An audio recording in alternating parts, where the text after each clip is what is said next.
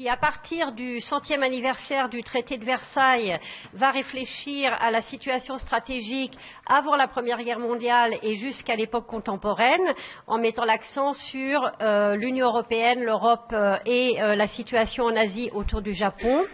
La conférence commencera par une introduction de Xavier Pascaud, le directeur général de la Fondation pour la Recherche Stratégique. Je suis moi-même en charge des questions asiatiques à la Fondation pour la Recherche Stratégique. La conférence est en anglais et en français, selon votre convenance. Le channel pour le micro est 1 pour le français et 2 pour l'anglais. Je vous remercie et je passe tout de suite la parole à Xavier Pascaud.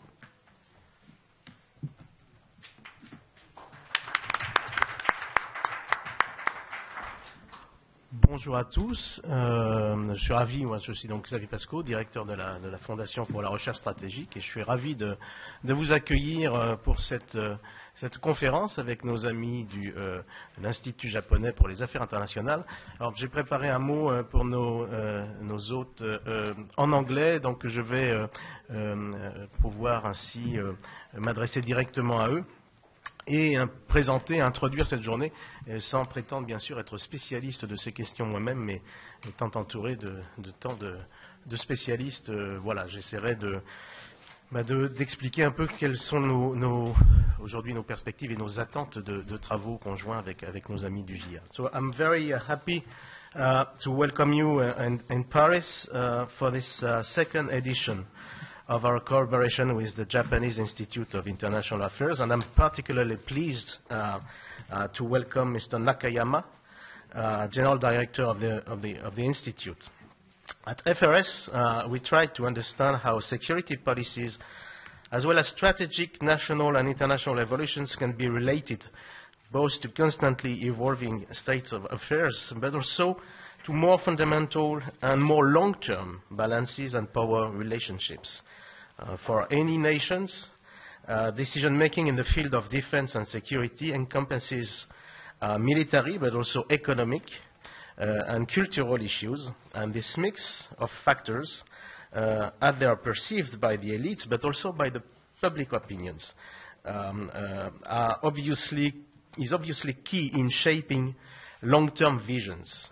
And that can have effect for decades and often for even longer period of time. Nations also react through the prism of their particular history.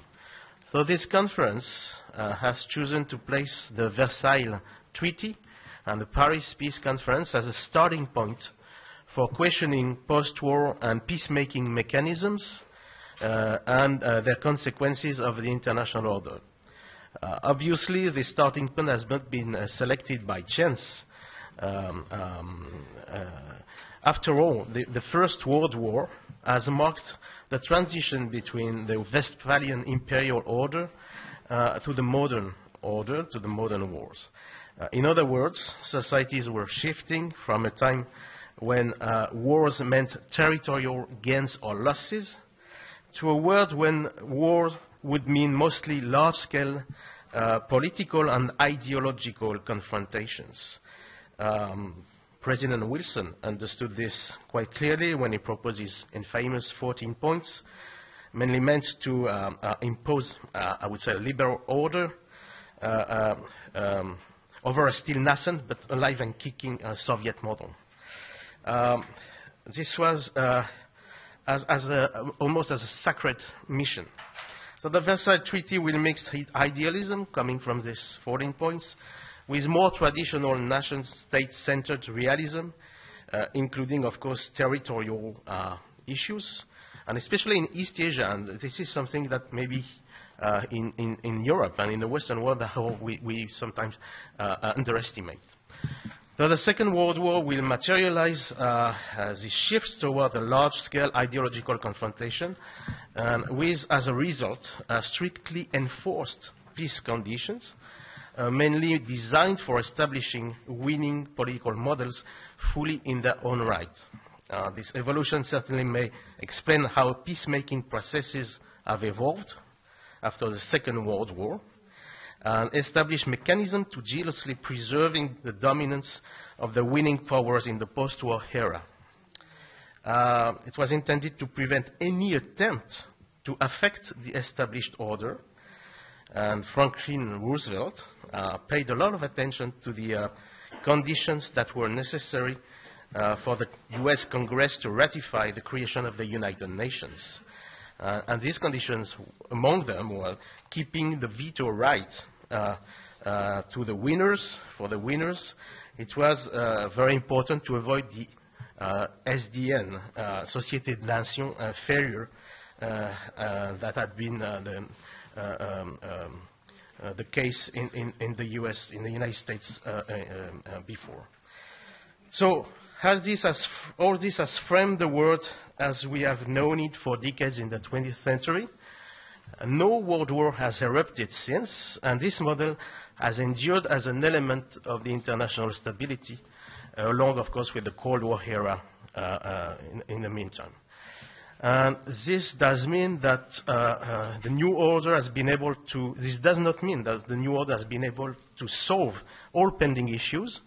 And this is precisely for me the main interest of the two-day conference, of our two-day conference, to shed some light on perceptions of where we stand now when it comes to the relationship between Asia and most notably Japan and the Western order. So thank you to all of our speakers and the moderators for your presence today, especially for our friends coming from Japan for this conference.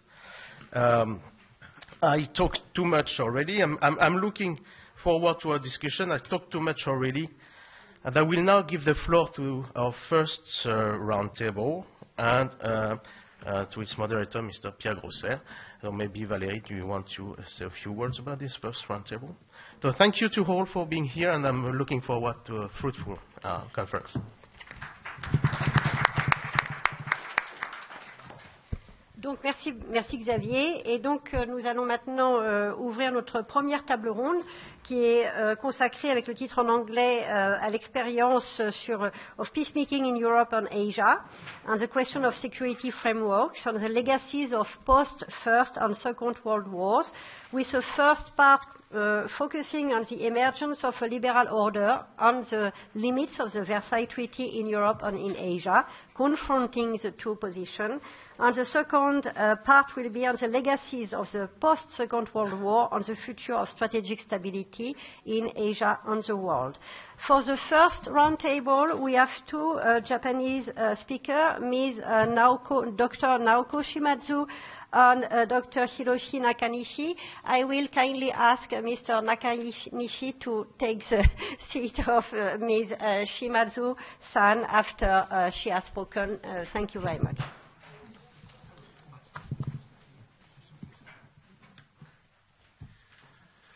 Bonjour à tous. Je suis tout à fait ravi d'être présent et d'introduire cette table ronde aux dimensions historiques. J'ai commis l'année dernière un livre un peu trop gros sur l'importance de l'Asie pour les relations internationales globales et que l'idée qu'on ne peut pas comprendre les relations internationales telles qu'on les connaît traditionnellement et l'histoire de l'Europe sans faire le détour par l'Asie, car l'impact de l'Asie a été extrêmement important pour ces relations internationales. Et je pense que l'on va en parler très largement ce matin. On le voit lors du centenaire, ça fait maintenant 4 ans qu'en France on parle beaucoup de Première Guerre mondiale. Il faut dire qu'on parle plutôt, quand on réfléchit à l'Asie, aux travailleurs coloniaux, aux travailleurs chinois qui sont venus, et dans l'historiographie d'ailleurs chinoise, ces travailleurs chinois ont pris une importance considérable, jusqu'à, pour certains, considérer qu'ils ont été un facteur majeur pour expliquer la victoire des Alliés. Cette réalité du poids de l'Asie dans la Première Guerre mondiale, on le voit aussi quand on commence à réfléchir à la League of Nations, à la SDN, puisque les travaux se sont multipliés ces derniers temps sur l'importance de la League of Nations, à la fois pour le Japon, qui n'est pas parti si brutalement qu'on le dit traditionnellement au début des années 30. Il est présent dans des organismes techniques encore assez longtemps. Pour le Siam, beaucoup de travaux récents sur le Siam et la League of Nations, et la Chine aussi, qui a essayé d'avoir un rang grâce à la League of Nations. Donc on ne peut plus travailler aujourd'hui sur la League of Nations sans aussi analyser la place de l'Asie. Il y a aussi des travaux récents sur l'Inde, cas très particulier puisque ce n'était pas un État indépendant, mais qui était qui avait un siège à la SDN. Pour la Seconde Guerre mondiale aussi, l'importance de l'Asie est pas facile pour des Français, pour lesquels il y a une guerre du Pacifique assez lointaine et plutôt américaine, et on a du mal à voir les liens entre les deux. Il y a quelques jours, je me suis énervé sur Twitter. Vous savez peut-être qu'il y a un débat aujourd'hui sur le siège permanent de la France au Conseil de sécurité, puisque certains vont faire croire que l'Allemagne pourrait prendre le siège de la France, ce qui évidemment est faux. Mais à ce moment-là, on a vu fleurir un certain nombre de gens qui ne connaissaient pas grand-chose et qui expliquaient que c'était les vainqueurs de la guerre et que la Chine n'est arrivée finalement au Conseil de sécurité qu'après la défaite du Japon et que finalement la Chine n'avait eu aucun rôle dans la Seconde Guerre mondiale. Or, au-delà même du grand discours de Xi Jinping du 3 septembre 2015, qui avait réaffirmé la place de la Chine dans la Seconde Guerre mondiale, il est évidemment absolument essentiel de considérer le théâtre asiatique aussi à l'intérieur du théâtre global. Alors, après avoir rappelé à quel point l'Asie est aujourd'hui dans la mémoire et dans les commémorations importantes pour les deux guerres mondiales, juste quelques remarques générales avant d'introduire les orateurs. Ce qui est un des acquis de la commémoration du centenaire, c'est que la guerre ne termine pas le 11 novembre 1918, que la guerre ne termine pas le 8 mai 1945 ou le 2 septembre 1945, c'est-à-dire qu'il y a des combats ensuite, un peu partout, dans un contexte de fin des empires, de crise des empires, et dans l'historiographie d'ailleurs sur le Japon, une des nouveautés, c'est de considérer cette décolonisation japonaise très particulière, liée finalement à la défaite en septembre 1945. Donc on s'aperçoit bien que finalement cette ère des empires qui a été rappelée et qui est en crise et en 1918 et en 1945 est commune à l'Europe et à l'Asie. La Russie faisant d'ailleurs le lien entre les deux, on oublie très souvent les interventions en Extrême-Orient lors de la guerre civile russe et notamment l'intervention japonaise. Ce qui est assez commun finalement aux deux, c'est à quel point ce qui se passe en Asie reconfigure les relations internationales. Un exemple, après la Première Guerre mondiale, c'est la fin de l'alliance entre l'Angleterre et le Japon, qui avait été structurante à partir de 1902, à mon avis, pour ce que j'explique dans mon livre, pour l'ensemble des relations internationales et des origines de la Première Guerre mondiale. Et au contraire, le lendemain de la Seconde Guerre mondiale, se recrée une grande alliance du Japon avec la puissance maritime dominante en 1951-52 avec les États-Unis. Et donc la question de l'alliance du Japon avec une grande puissance se pose après les deux guerres mondiales. Deuxième élément, j'en citerai juste trois, deuxième élément de lien entre les deux, me semble-t-il, c'est qu'on sait que la stabilisation, puisque les combats ne finissent pas après 18 ou après 1945, la stabilisation arrive plus tard. Elle arrive vers 1922-1923 en Europe et en Asie, avec le rôle des dollars américains, à la fois en Europe et à la fois au Japon, dollars américains qui ont un rôle important dans la stabilisation, Et puis, on le sait, le fameux traité de Washington qui a essayé pour la première fois de faire de l'arms control, qui est encore une référence importante aujourd'hui quand on réfléchit sur les textes de l'arms control. Et donc, finalement, on a une stabilisation en 1922-1924, après la Deuxième Guerre mondiale. La stabilisation arrive après le déclenchement de la guerre de Corée, avec la construction du système de défense américain, le système de sécurité américain, le fameux hub and spoke à l'américaine, qui tient encore aujourd'hui, qui existe encore aujourd'hui, et qui finalement est un sous-produit de tout ce qui s'est passé entre 1945 et 1950.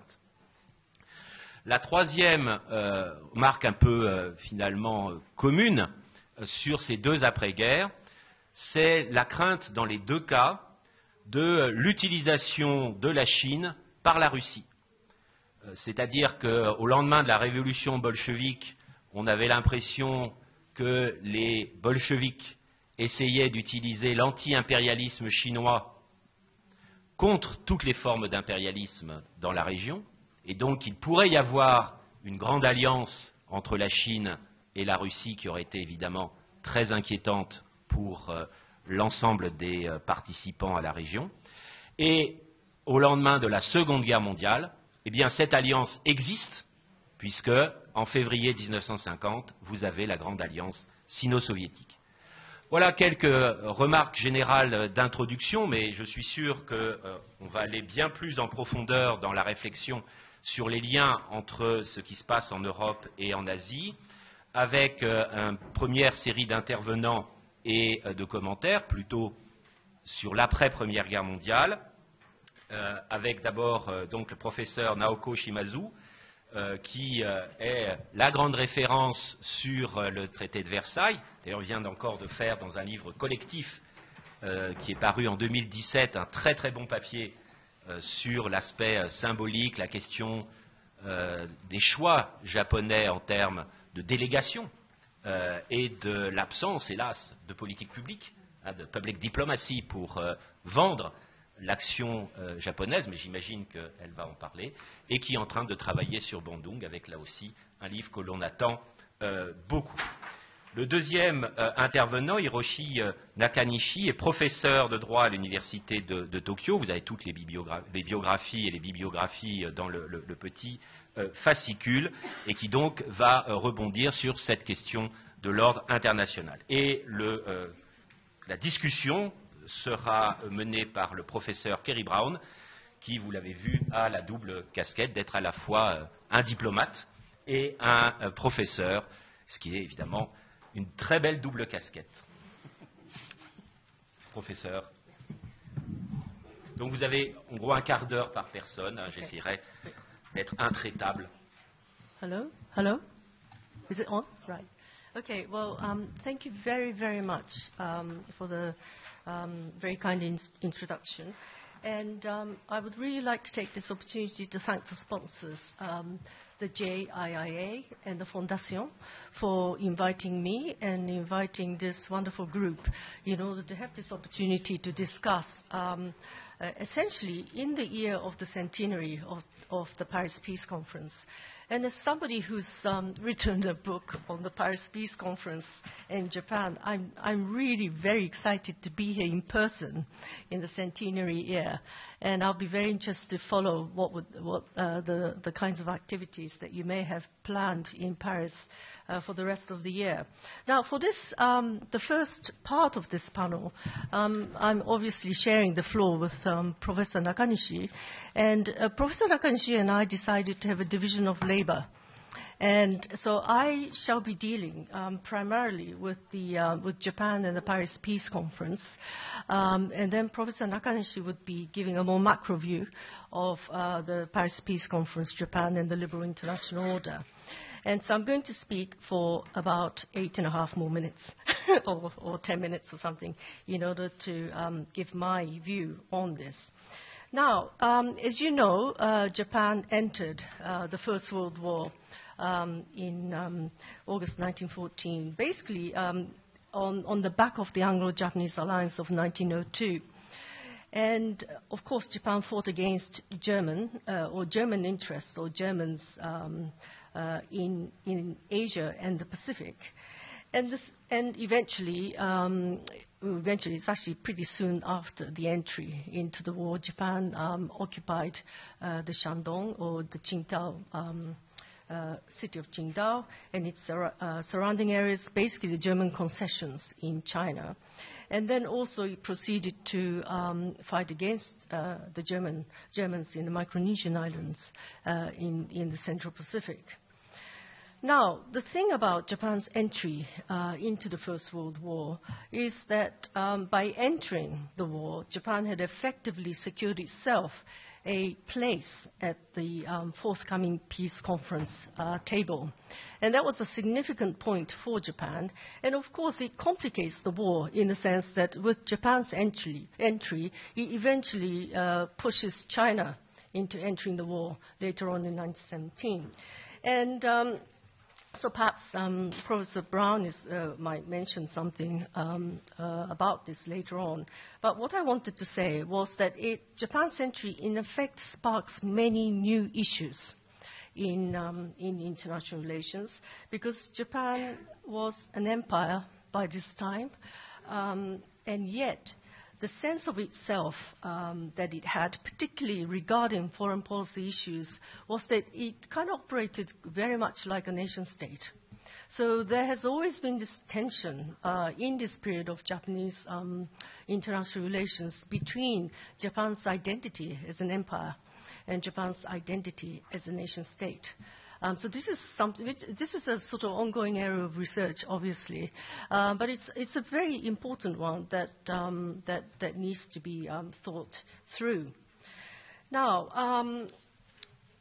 historiography-wise, because I'm a historian, I'm just going to tell you very quickly about the kind of general trends that we've seen on the centenary between 2014 and 2018. And generally speaking, historians have finally recognized that the First World War was actually a global war, and it wasn't an European war. And this may seem obvious to many of you because you're here and you're interested in listening to the age and dimensions of the war, but in fact it hasn't been obvious at all. I still remember in 2014 when I attended sort of like a big opening conference of the centenary of the First World War at Oxford. There was quite a big debate about it's all fine for us to hear about this kind of extra-European dimensions of the war by having Japan specialists, China specialists, and what have you. But effectively, they really wanted to keep this war as a European war. And that was a really telling thing for me and for many of the others who were there. But there has been basically a global turn in the way that the scholarly community, at least, has begun to understand the First World War because of the centenary. Now, Japan, the Paris Peace Conference, as you may know, opened on the 18th of January 1919. So today, the 28th, is 100 years and 10 days after the opening of the Paris Peace Conference. And Japan was invited as one of the five great powers, and there was a sort of well, actually, it was rather an explicit hierarchy of states, great powers at the time. United States being the first, UK, France, Britain, France, Italy, and France, Italy, and Japan. So Japan was the last or the fifth of the great powers, and effectively was, as you can see, the only non-European or non-Western great power at the time.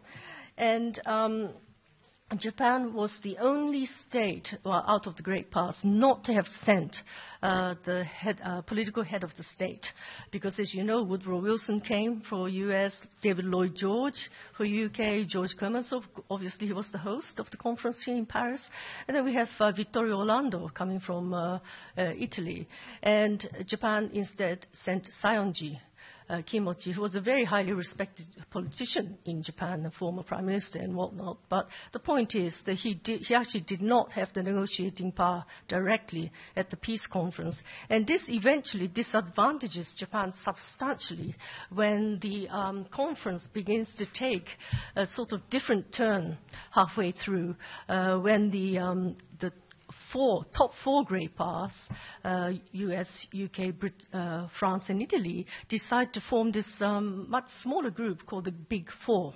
And Japan was excluded as the fifth great power from this group. And this was quite a major kind of setback in a way, because Japan was no longer able to participate directly. But also Japan, I think in my view anyway, did not have the wherewithal internationally to be able to participate at that level of really rather intimate great power politics being played out at Paris. So Japan had three demands made at the Paris Peace Conference. The first two related to territorial demands. The first one was the famous Shandong claim, when the Japanese invaded and took over the German concessions in the Shandong province.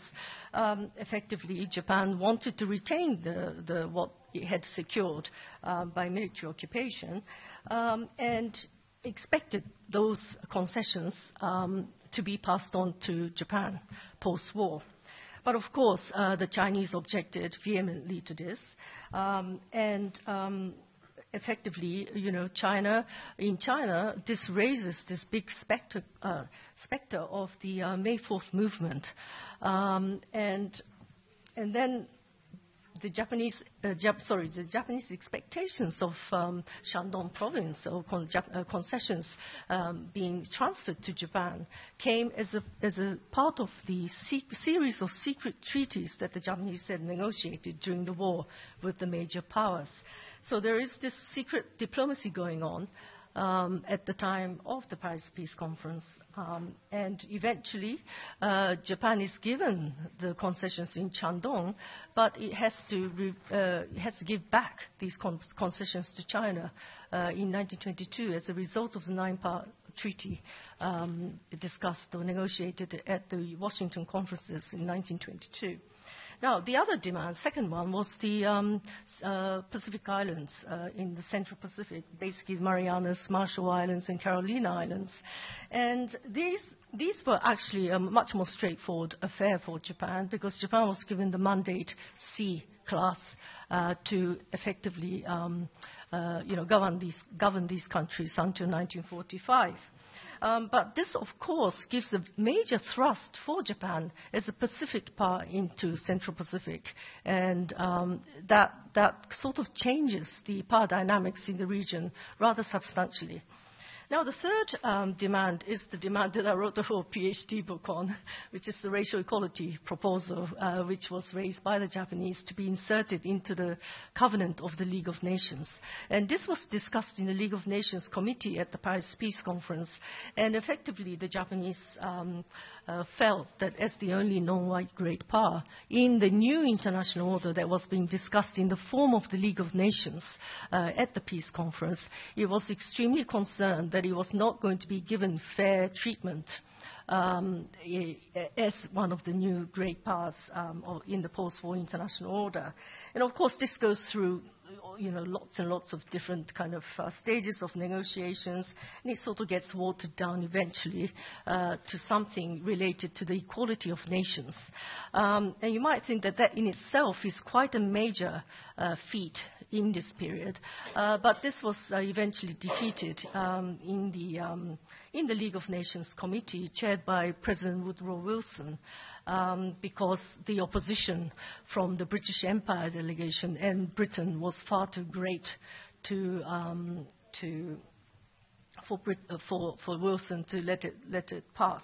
And incidentally, you may be interested to know that France was a very keen supporter of the racial equality proposal, together with Italy, because they didn't see any, basically the French didn't see any problems of supporting a principle of universal justice in a new international order that was going to be established.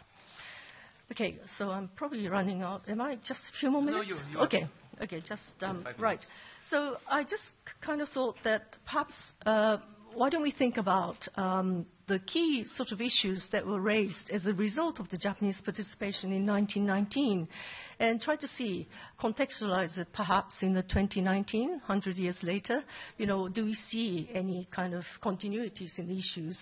And my view is that there is actually quite a lot of continuity still between 1919 and 2019. This year. First of all, obviously, one of the major problems that the British Empire delegation in Britain had regarding the Japanese racial equality proposal was that it was effectively a proposal to allow unrestricted immigration of the Japanese people into the British dominions and the United States on the West Coast. And so, as we all know, immigration today still remains a major international issue, and in some sense it has been very much exacerbated really very recently by Trump's wall, and it's in some ways become even more of an issue in 2019 than it had been in 1919. So that's quite a notable factor, and also there has been, in spite of the fact that you think that the debate, or even the sort of like popular consciousness, should have moved a century later. Unfortunately, what we're seeing, it seems to me, is that this kind of immigration issue has locked us into the nation-state debate or the framework to understand these issues, in spite of the apparent, attempts to blur some of these borders, nation-state borders, through very powerful regional networks, such as the European Union. But anyway, that's one thing that's very noticeable still today.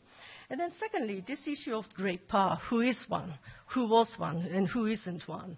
I think these issues are still pertinent today in the way that we look at the world. And of course, after the sort of very kind of comfortable, in a strange way, comfortably predictable environment of the Cold War, we are in an era which is highly volatile and also very fluctuating in terms of the way we conceive of the role of states in international politics in 2019.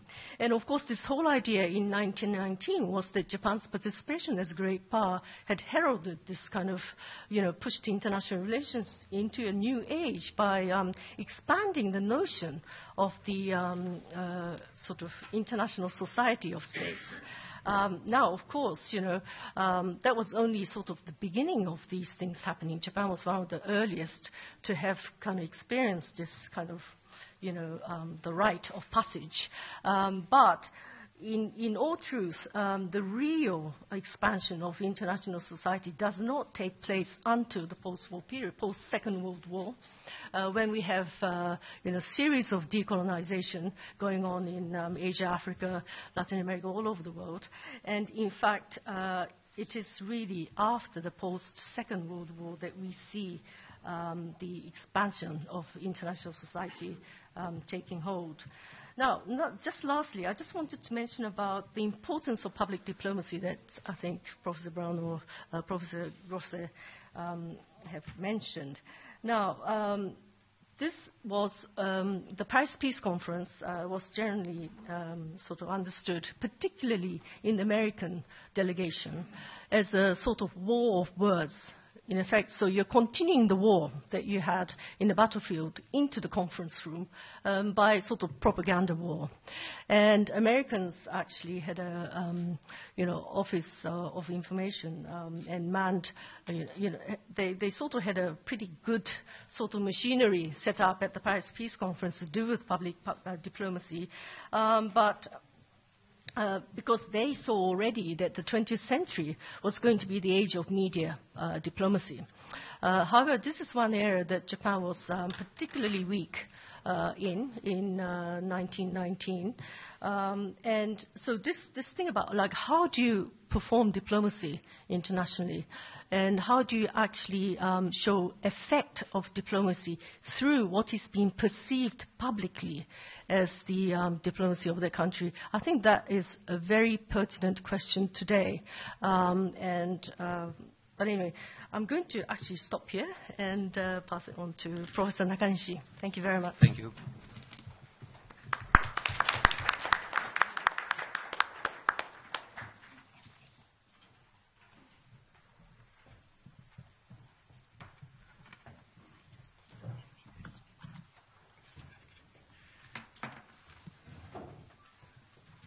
Okay, may I start? Okay, thank you. Thank you, and I'm also be honored to be invited here. I'd like to express my gratitude to both sponsors, JIIA and FRS. And just Dr. Shimazu mentioned, we are having a sort of the division of labor, and I'm doing a kind of macroscopic discussion on Versailles Treaty. So I'm not talking the history of Japan's involvement in Versailles Treaty, but I'd like to give a sort of the perspective on how the critique on Versailles Treaty influenced and influences the current international debate or the debate on international order. Like Shimazu-san mentioned, there are two aspects on discussing Versailles Treaty today. First is, obviously, it's the 100 years anniversary, centenary of the Versailles Treaty, and it's been remembered. But secondly, it's in my view, it's quite relevant to the current crisis of liberal international order today. In Europe, we are talking about Brexit and the widespread Euroscepticism, as well as the enhancement of the Russian influence in Europe. In Asia, particularly from Japanese point of view, rise of China as the non-liberal great power, as well as the Japan's relationship with the both two Koreas, both North and South Korea, is very much in question today. And when it comes to Korea, for example, this year for them is the centenary and 100 years anniversary for the famous March 1st movement, which was the basically the claim against Japanese colonialism during the Paris Peace Conference. So that kind of thing symbolizes how the politics of Versailles Treaty 100 years ago is still relevant today. And when it comes to Versailles Treaty, the one specific characteristic of the treaty was that just after the end of the discussion of the or conclusion of the Versailles Treaty, there were severe critics on Versailles Treaty. January 100 years ago, there was still hope. People were pretty much hopeful of what will come out from the Paris Peace Conference. But 5-6 months later, in June, when the Versailles Treaty was concluded, almost everyone was so much disillusioned with this peace. And in summary, I think there are two schools of critics on Versailles Treaty. The first one was the liberal critic, who thought that Versailles Treaty was too incomplete as a liberal international order. I think I can cite four specific points. One is that the weakness of the new international organization, particularly League of Nations. The second was the imperfectness of the notion of free trade. There was still a lot of protectionism remained in the articles of the Versailles Treaty. The third one is that the treaty was too Eurocentric. Even though the German colonies, as well as the aspect of the global nature of the war, had much relevance to even the peace treaty with Germany. The fourth was the almost complete negligence of the national self-determination aspiration, particularly beyond Europe. So Korea, China, and India, and almost everyone else under the colonialism at that time were frustrated with the Paris Peace Conference. From this liberal critic perspective, 70th anniversary of the Versailles Treaty 30 years ago was the time when the incompleteness of this liberal order was summoned and appeared to be completed. The famous Francis Fukuyama's end of the history was the sort of expression that finally the dream of the liberal international order was achieved by the end of the Cold War. So that was 30 years ago. But there is another school of critique which was not clear at the time of the Paris Peace Conference, but later it became very strong. That's the realist critique of the Versailles Treaty and the Paris Peace Conference in general.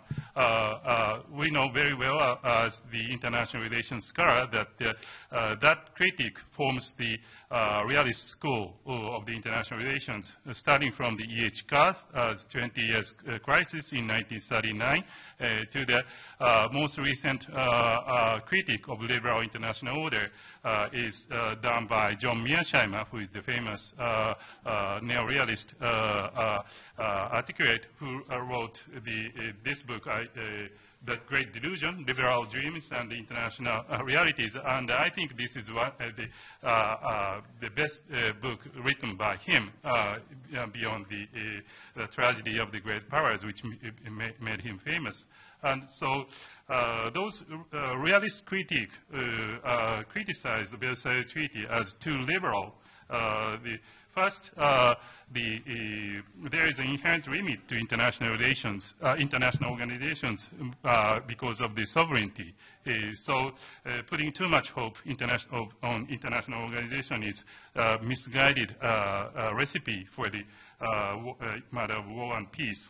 The second was the notion of universal justice, and particularly punishing those who are in charge of war, leaves the enmities, lingering enmities, rather than creating harmonies in the post-war situation. The third was the unhinged free trade, freedom of movements of goods and money and people creates disparity and anger and hatred. The fourth critique was that national self-determination can lead to or can legitimize the illiberal regimes. So there is a kind of liberal paradox of accepting the notion of national self-determination. On those scores, the realist critics have picked up one or another in terms of criticizing the notion of liberal international order, and they see the Versailles Treaty as the beginning of this misguided notion of liberalism can transform and create the new world order. And 30 years after the end of the Cold War, we are looking at how the notion of New World Order, or the end of history by Francis Fukuyama, was misguided. And even Mr. Fukuyama has tacitly admitted the misguidedness of his notion by writing many following up books after his article on the end of the history. And we are looking at the Trumpism and the complete paralysis of the British politics in terms of Brexit, those two great powers who led the globalized liberalism from 1970s onward. So I think it's the time for us to see the merits and demerits, strengths and weakness of the notion of liberal international order. And I think we can learn a lot from the Versailles Treaty. The last word for this from me is that probably I'm on the side of more on the side of the realist critic on liberal international order rather than the liberalist critic of the weakness or the incompleteness of the Versailles Treaty. And the liberal international order itself is not bad, but particularly doctrinaire universalistic liberalism welcomes more of the danger and instability rather than creates a stable international order, primarily because liberalism has been more of the doctrine to reform the domestic society rather than to create the new world order.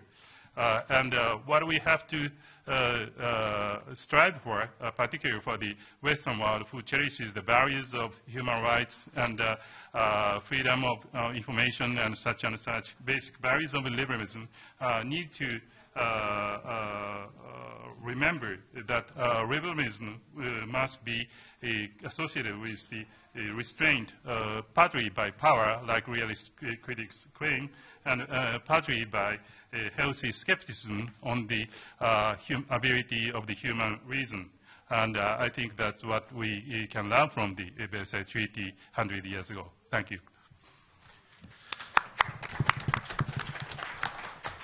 Merci aux deux professeurs d'avoir fait ces présentations avec un écho actuel. Et maintenant, donc, professeur Kerry Brown, à vous de faire le commentaire. Great, thank you very much. So thank you for the funders for supporting this conference, and I'm very grateful to be here. Thank you, Valerie, for inviting me. So I'm going to give just reflections on the two very, very helpful and very rich papers that are just presentations just made. And I suppose the question I've got, even before I came here, was, well, why would Versailles be relevant? So we've heard why.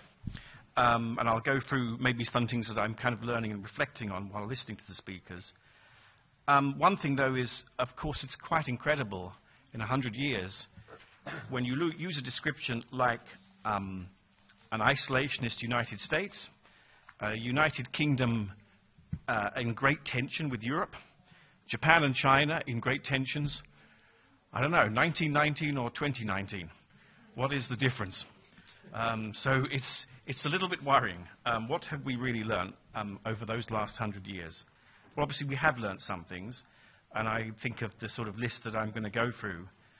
I suppose, first of all, to kind of refer to Professor Shimazu's presentation, it is interesting that the First World War was really, I suppose, the time when there was an integration of Asian and European affairs.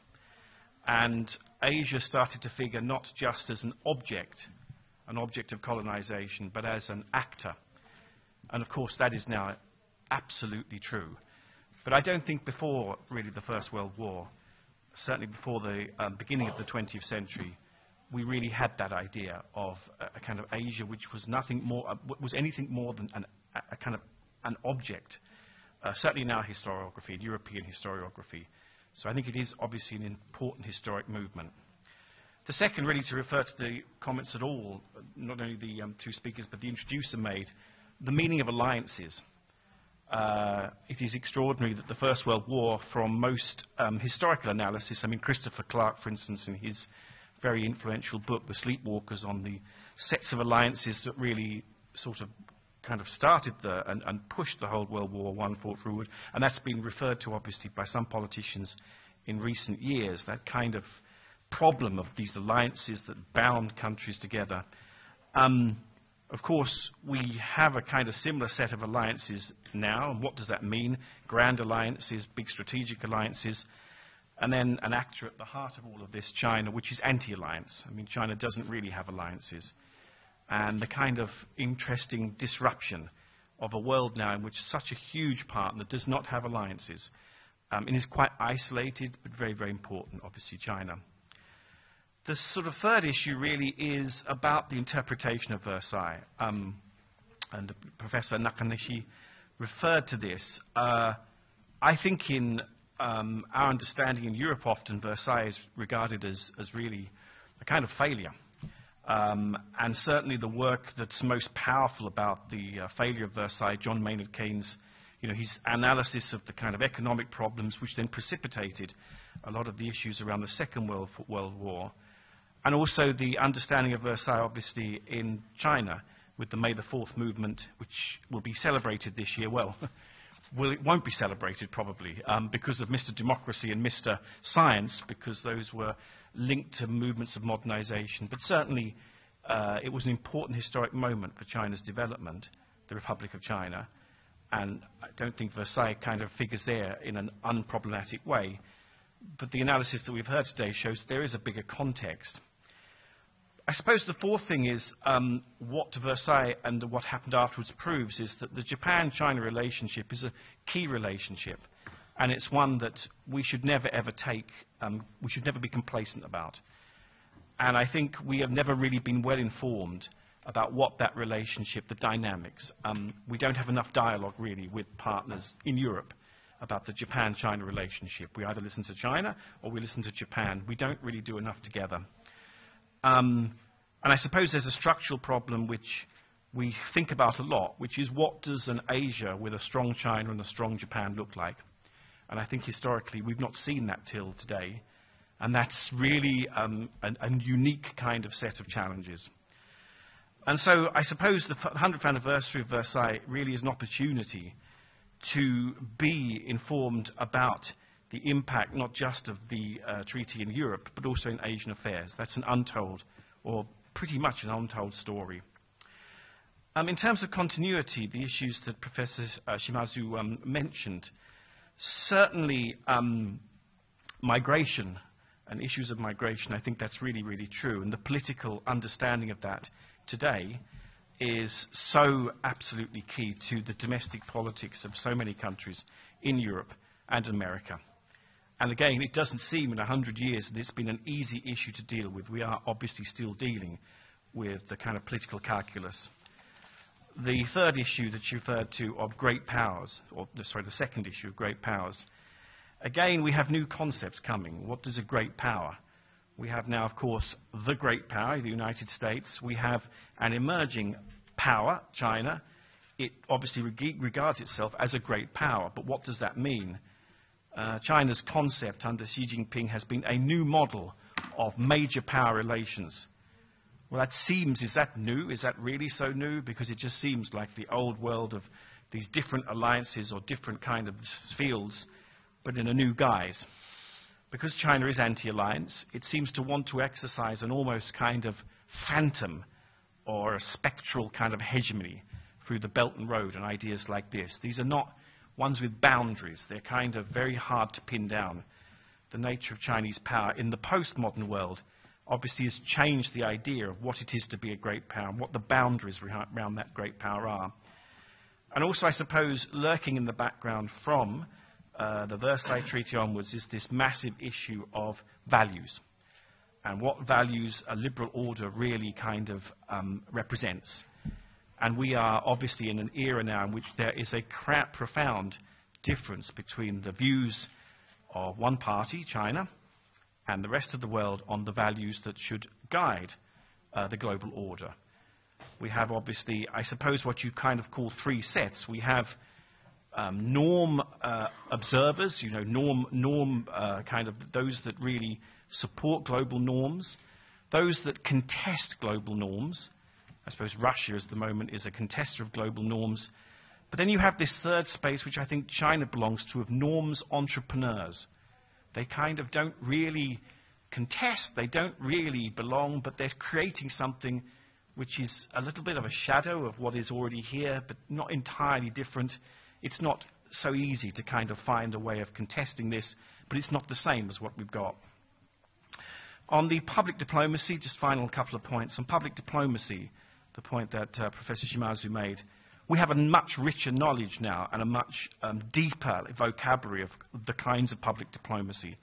There are broadly three types we know about now: soft, hard, and then a completely new public diplomacy, which is sharp. This is something that is emerging in the way that China particularly deals with the world around it. And I think it's a completely new sort of a way of trying to influence global affairs. And we are wrestling with this almost every day. In Australia, in the region, Japan, Taiwan, in Europe, we see this sharp power. We see this kind of attempt to influence. So I suppose the conclusion I'd make is that Versailles was obviously part of a long process. We've heard powerful arguments today for the fact that it really was a major landmark in this kind of process which continues to today. And it did see a kind of a setting in of deep changes. And that these brought about processes of globalization. And these are very dynamic processes which are really now, still ongoing. And they are now needing even more urgent analytic attention. And I suppose the question really that I have is, well, what did we learn from the last 100 years? These vocabularies we've been given by Versailles and what happened afterwards of determination, of multilateralism, and of liberal order, they are no longer very easy to use. They are kind of much more circumscribed and much more determined now than ever before. Maybe the Versailles era was one of a kind of brief period of naivety, or a first time when really, a kind of global infrastructure was set in place. But it was obviously to go through a very, very tough process afterwards. So while I do accept the two speakers and their kind of powerful statements about what Versailles should mean and what kinds of things happened during it, I suppose my conclusion today, listening to them both and thinking about this, is it's obvious we've learnt something, but what really have we learnt? Thank you. Merci beaucoup, professeur Brown. Nous allons avancer un peu dans le temps, donc pour aller regarder les conséquences de la Seconde Guerre mondiale avec un intervenant, le docteur Yuichi Osoya, qui est professeur à l'université de Keio et qui un des rares spécialistes à mêler les questions européennes. Il est venu à Sciences Po, donc nous étions ravis, et les questions asiatiques pour comprendre l'ordre de l'après-Seconde Guerre mondiale. Et le commentaire sera fait par Frédéric Grard, grand spécialiste du Pakistan, de l'Inde, de l'Afghanistan, et qui met depuis longtemps, et plus encore maintenant avec sa position institutionnelle, son expertise au service de la politique étrangère française du ministère des Affaires étrangères. Okay, thank you very much. Thank you very much, Professor Pierre Grossel, for your very kind introduction. And also, I'd like to express my deepest gratitude to the organizer of this conference, particularly Dr. Nakayama of JIIA and also Dr. Pasco of FRS, for creating such a wonderful opportunity to reflect 100 years anniversary of the Paris Peace Conference. And first of all, I'd like to emphasize on the importance of connecting different worlds, like Asia and Europe. Two connections. One connection is connecting Asia with Europe, as Professor Shimazu already mentioned. The other connection is the connection between the present and the past. Of course, 1919 and 2019.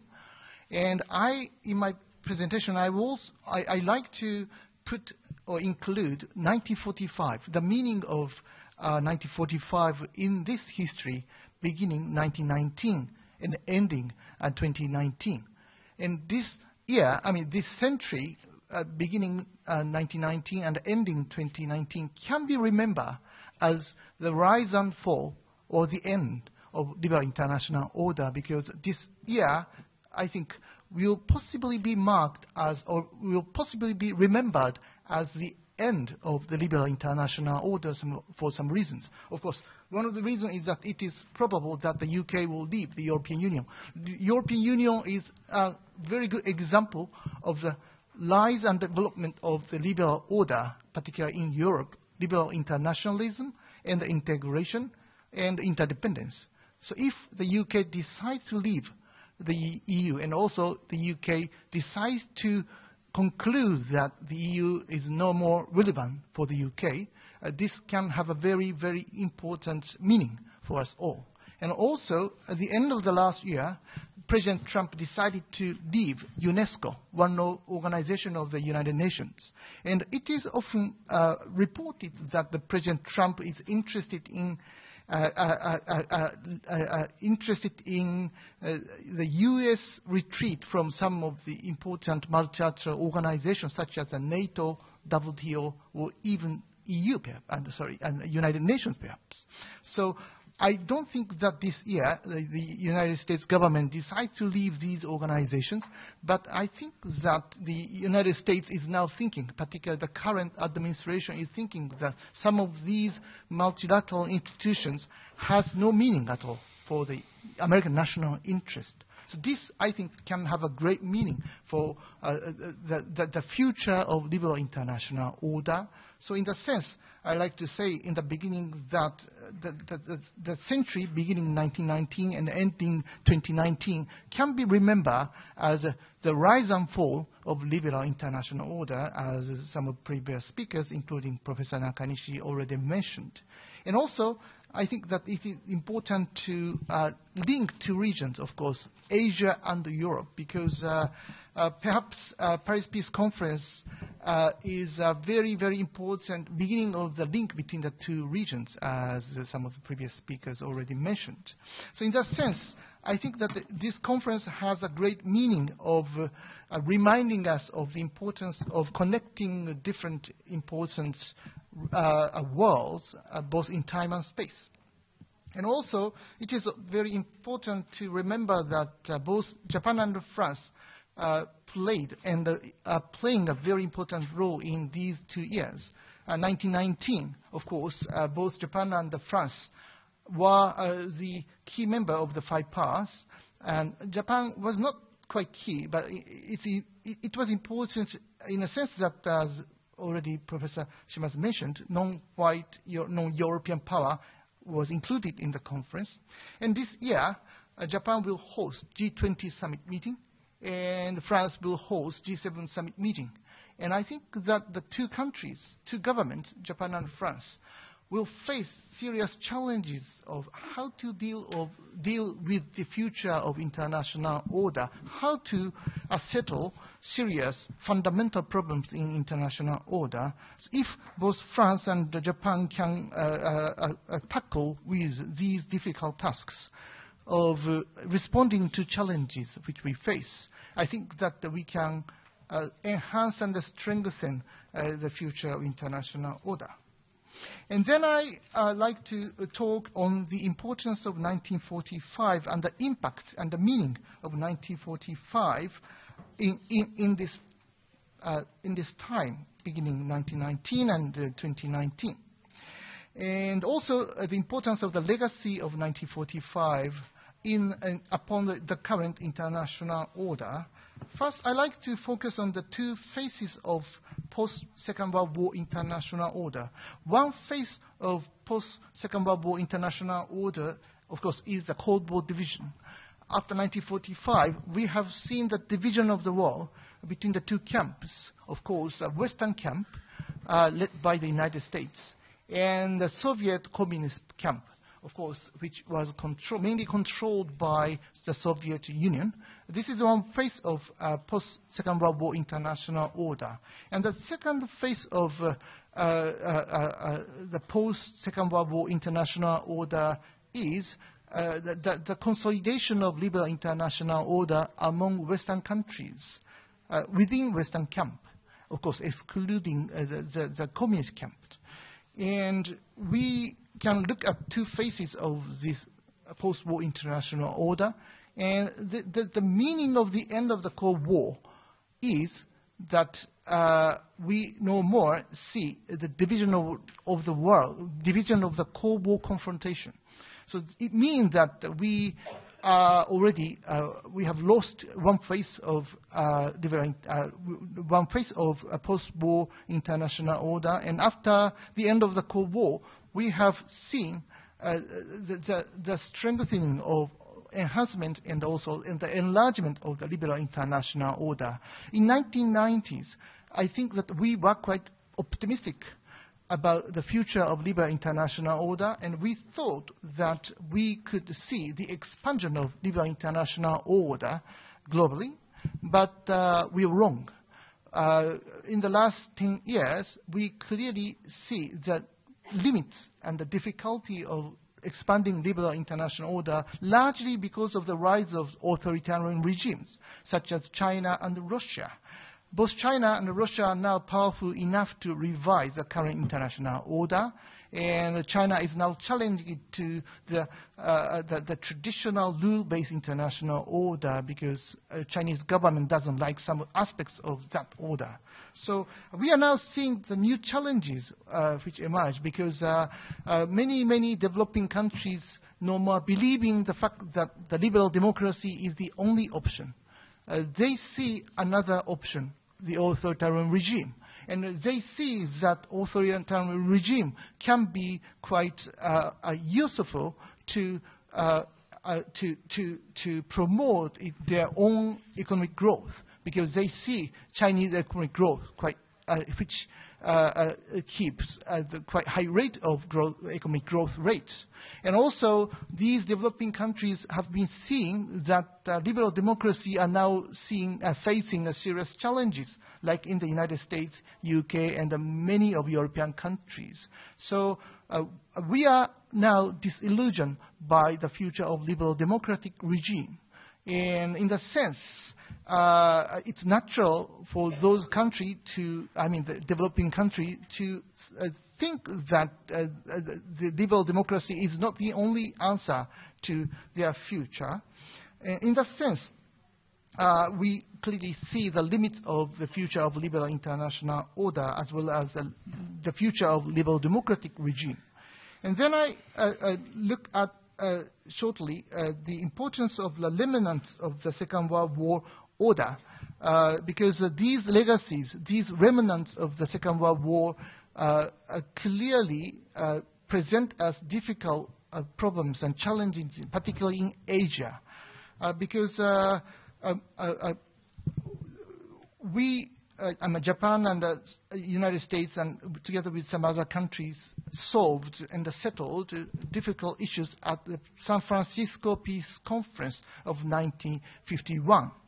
But some key countries actually didn't sign the treaty, such as the Soviet Union, China, and South Korea. And because these countries didn't sign in these treaties, treaty of the San Francisco Peace Treaty, that's why these countries didn't feel that they needed to respect the San Francisco peace regime. And after the San Francisco Peace Conference, Japan needed to negotiate individually with these countries. In 1965, Japan concluded the treaty, a basic treaty, with Korean government, Republic of Korea. In 1978, Japan concluded the Treaty of Peace and Cooperation Friendship with Communist Chinese government. But still, Japanese government needs to conclude a peace treaty with Russian government because we haven't concluded it. So that's why we clearly see the remnants of the Second World War, and San Francisco Peace Conference was just a partial settlement of the Second World War in Asia, and still Japan needs to tackle some of these questions which arise from the difficulty of the remnants of the Second World War. And in the end, I look at the importance of defending some aspects of liberal international order, because Japanese historical experience is quite interesting because in 1930s, Japan was a challenger to international order, but after 1945, Japan has been trying to become a defender of liberal international order. In 1940s, 1950s, Japan was not powerful enough to defend liberal international order, but particularly after the end of the Cold War, I think that the Japanese government has been thinking that Japan can no longer be just a free rider in international order. Rather than that, because Japan had been number 2 economy in the world. Now Japan is number 3 economy in the world after the United States and China. Because of the size of Japanese economic power and Japanese influence, I think that Japan is trying to become a defender of liberal international order. But the biggest problem that we face is that our alliance partner, United States, is no more very interested in defending liberal international, some aspects of liberal international order. That's why I think that now, much more than before, European powers such as France and the UK are key for Japan to collaborate in defending liberal international order. That's why I think that in the last several years we have seen the development in the security cooperation between Japan and France, and also Japan and the UK. And then this year marks the beginning of the Japan-EU EPA, SPA, Economic Partnership Agreement, and a Strategic Partnership Agreement. And I think that this can be used as a very interesting and important tool to defend important aspects of liberal international order. Thank you very much. Thank you.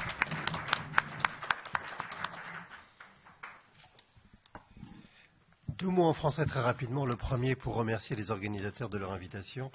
Le deuxième pour vous présenter mes excuses parce que j'avais cru comprendre que cette conférence était tout entière en anglais. Et donc, je l'ai préparée en anglais.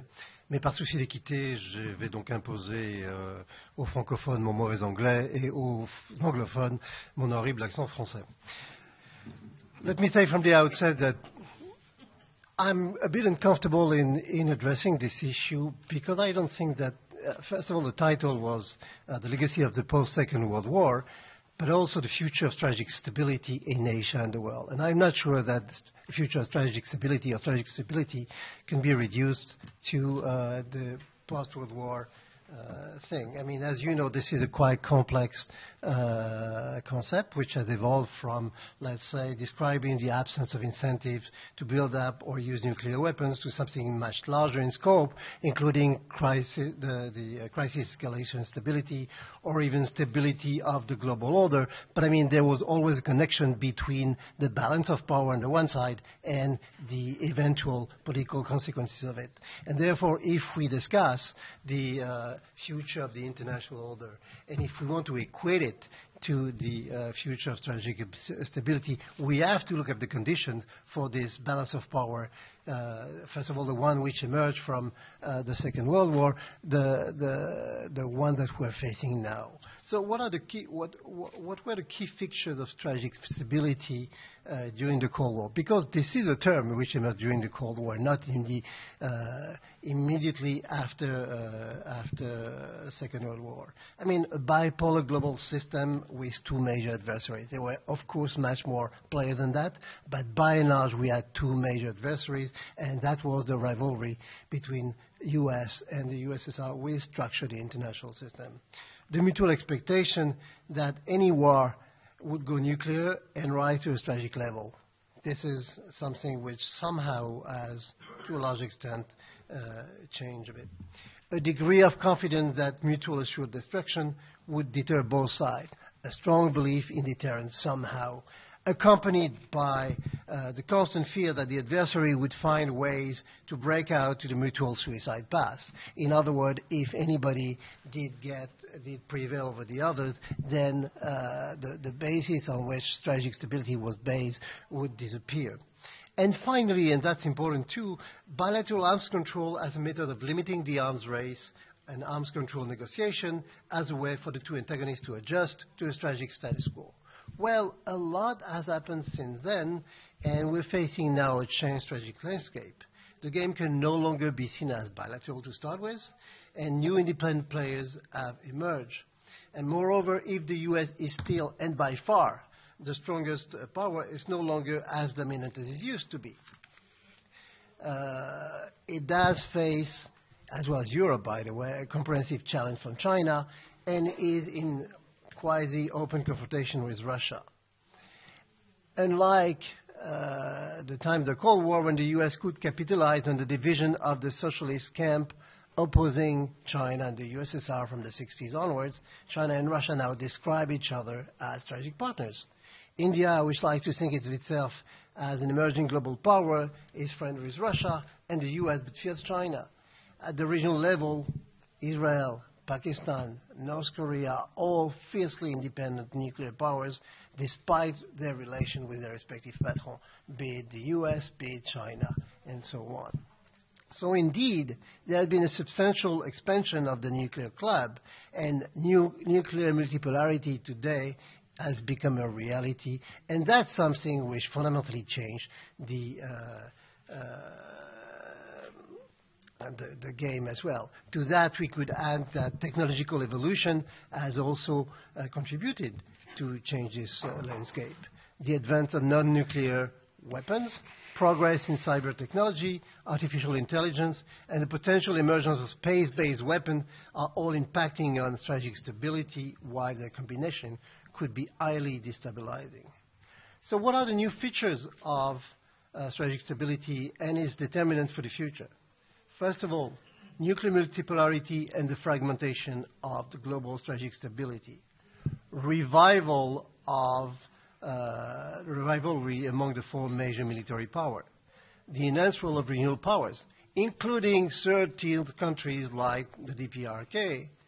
Potential for nuclear terrorism, advance of strategic non-nuclear system capable of performing tasks formerly assigned to nuclear weapon, and so on and so forth. But also the methods to deal with strategic stability have changed. The U.S. decision, for example, to withdraw from the INF Treaty is an indication that negotiation and arms controls are no longer instruments for managing strategic stability. So today, in a way, we face three strategic dilemmas which illustrate in many ways the complexity of the world we're facing, but also the ambivalence of the role of one another. Before we came to any specific ideological order, be it socialist on the one side, be it liberal on the other one. US-Russia-China interaction. They demonstrate how multipolarity may impede the next steps in arms control, for example. And it has the potential to trigger some sort of an arms race to parity. India-Pakistan-China interaction demonstrate that a deterrence relationship between two states may impede strategic stability with the third. US, North Korea, China, India demonstrate that defensive capability put in place to defend against a limited threat may create a change in posture in a third country, which may extend to the deterrence relationship to the fourth. I mean, these are deep consequences because the role of one given state in the system cannot be taken for granted. China, for example, can be seen as highly destabilizing thanks to its assertiveness, especially in the maritime domain. It's much more ambivalent than other fields. I mean, if you look, for example, at the equation between India, Pakistan, and China, then you see that China is sometimes a stabilizer in the relationship. So there we are. So how do we manage that sort of thing? And if we speak really of strategic stability and not just the international order. As I say, China is clearly a key, although not a unique factor in this evolution. And clearly, the center of gravity of the whole system has shifted. I mean, this is not exactly a scoop. But, I mean, one of the things which is also interesting is to look at the fact that if the central relationship today is a relationship between China and the U.S., which is the defining relationship of the time, then there is no control mechanism between the two that may help define strategic stability. Partly because the Chinese have never been willing to discuss those things, partly because they believe that the question of strategic stability makes sense only between countries which are per level. Second, because they have a much larger concept of strategic stability, which include economic and diplomatic matters. So, having said that, we see that we are in a very strange situations. We were certainly a very different situation than the one we were before. Now, we also have an evolution of the liberal camp itself. And this is not just about the belief in the international liberal order, I mean, the populist movement we see everywhere and so on, this is also in the way we have chosen to address. I mean, clearly the administration, the Obama administration, for example, play an extended deterrence in order to guarantee to offer guarantees to its ally, but also on non-proliferation as a way to constrain the pressure on existing strategic stability. At the same time, it did try to face the challenge of China comprehensively, with or without success, but nevertheless there was an attempt to that. Well, what we have seen so far is not a complete collapse of this policy, but certainly a difference of emphasis, which has increased the uncertainty which existed, for example, on extended deterrence and so on, and certainly not the same emphasis on non-proliferation, at least for what we have seen so far. Now, again, if we want to speak of the role of Europe, we have to speak not just in ideological terms, that the kind of sympathy and the kind of everything we need. I mean, it has to be based also on what Europe can do, and that's where actual cooperation will be based.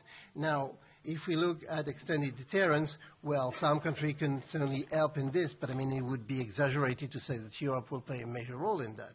Now, if we speak of non-proliferation, yes, Europe has a role to play. And if you remember the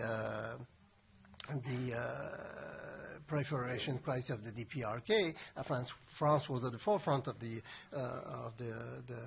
debate for sanctions and so on. Now, facing the challenge comprehensively, that is addressing the economic dimension of it, this is something also that Europe can contribute to, and that Europe actually does contribute to, even though it has a problem articulating what its actual policy in a narrative that would make it understandable for its partner, and therefore make it how could I say, an acknowledged actor on the international scene. Well, I will stop there. I mean, I've already mentioned the difficulties the additional difficulties that the challenge of the challenges that the international order is facing from within, the rise of populism, the rise of authoritarianism here and there in Europe, in South America, in the United States, and so on. But, I mean, this is very much part of it, and I'll stop here.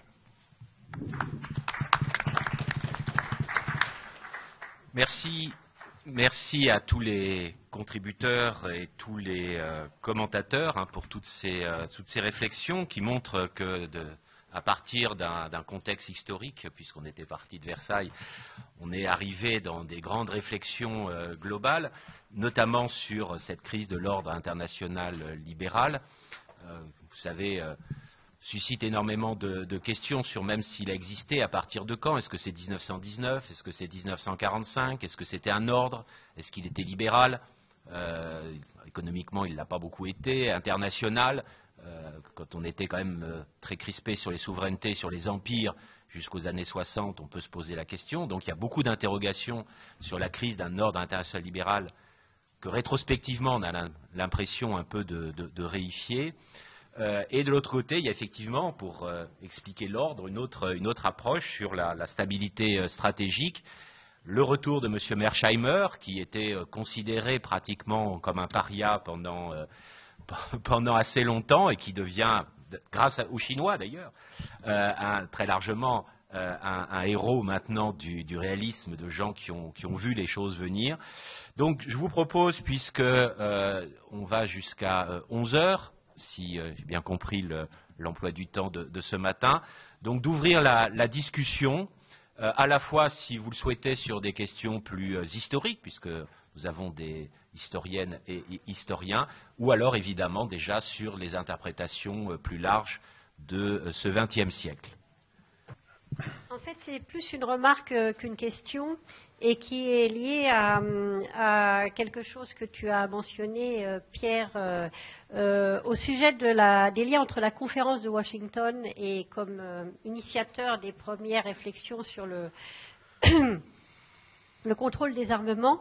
Et ce qui est intéressant de se souvenir, même si ce n'est pas directement lié au traité de Versailles, c'est que ça a été un des enjeux majeurs pour le Japon, justement, puisque ça a été perçu, en tout cas au Japon, comme une volonté aussi de contrôler le développement, on s'en souvient, de la marine japonaise, et donc comme quelque chose qui était exclusivement, en quelque sorte, au service des intérêts des puissances occidentales, encore très présentes en Asie et notamment en Chine, et qui a été aussi la cause de frustration, en tout cas qui a accentué le sentiment de frustration que le Japon a pu ressentir aussi bien après le traité de Versailles, comme on l'a mentionné tout à l'heure, qu'après cette conférence de Washington. Donc je crois que c'est un élément important à prendre en compte et qui d'ailleurs a des retentissements aussi aujourd'hui quand on aborde encore ces questions de contrôle des armements, dans la mesure où on voit bien qu'il y a des débats qui se poursuivent entre ceux qui ont et ceux qui n'ont pas, ceux qui sont censés faire les efforts les plus importants et ceux qui, au contraire, ont l'impression qu'ils sont dans une situation légitime de rattrapage. Donc c'était simplement un commentaire que je voulais faire à ce sujet. Je ne sais pas si après on pourra développer. Je vais dire 2 secondes et évidemment tous les intervenants peuvent en discuter. Je trouve effectivement cette conférence est assez fascinante. Je rappelle que c'était une distribution 5-5-3 et donc quelque peu frustrante pour le Japon, qui avait été traduite en Rolls-Royce Ford pour montrer la différence de statut entre le Japon et les autres. Je rappelle que la France avait été très, très frustrée aussi, puisqu'on avait été ramené au niveau de l'Italie, ce qui est pratiquement le pire, surtout en ce moment. Donc, les frustrations de statut, ça a été rappelé à plusieurs reprises que les questions de statut international sont absolument considérables, et on sait que pour la politique extérieure russe, la politique extérieure chinoise aussi, les questions de statut sont importantes. Je crois que là on rentre avec le traité de Washington dans quand même une des grandes questions historiques, et peut-être qu'on peut en discuter un tout petit peu aussi, de savoir est-ce que les années 30 étaient prévisibles à cause des frustrations de 1919, frustration des vainqueurs aussi, Japon et Chine, frustration de l'Italie, vainqueur qui estime ne pas avoir eu tout ce qu'il voulait. Et on a l'impression à la fois que pendant la Première Guerre mondiale et en 1919, on a tous les éléments qui peuvent conduire aux années 30, et en même temps, et donc aux tensions des années 30, et en même temps que les années 20 ont été des années, non pas les années folles qu'on présente de temps en temps, mais des années où l'internationalisme était fort, en Italie, en Allemagne, au Japon, et donc que tout n'était pas prédéterminé. Et je crois que c'est aussi des grandes interrogations que l'on peut avoir aujourd'hui. Est-ce que les années 90 et début des années 2000 sont juste une parenthèse avant de revenir aux relations traditionnelles très dures entre les États, ou est-ce que finalement ce sont uniquement des bifurcations liées à des crises économiques, celle de 1929 ou celle de 2008, qui peuvent amener ce retour, alors que, si vous voulez, il y a des forces d'internationalisme, les logiques d'arms control, etc., qui permettent de durer.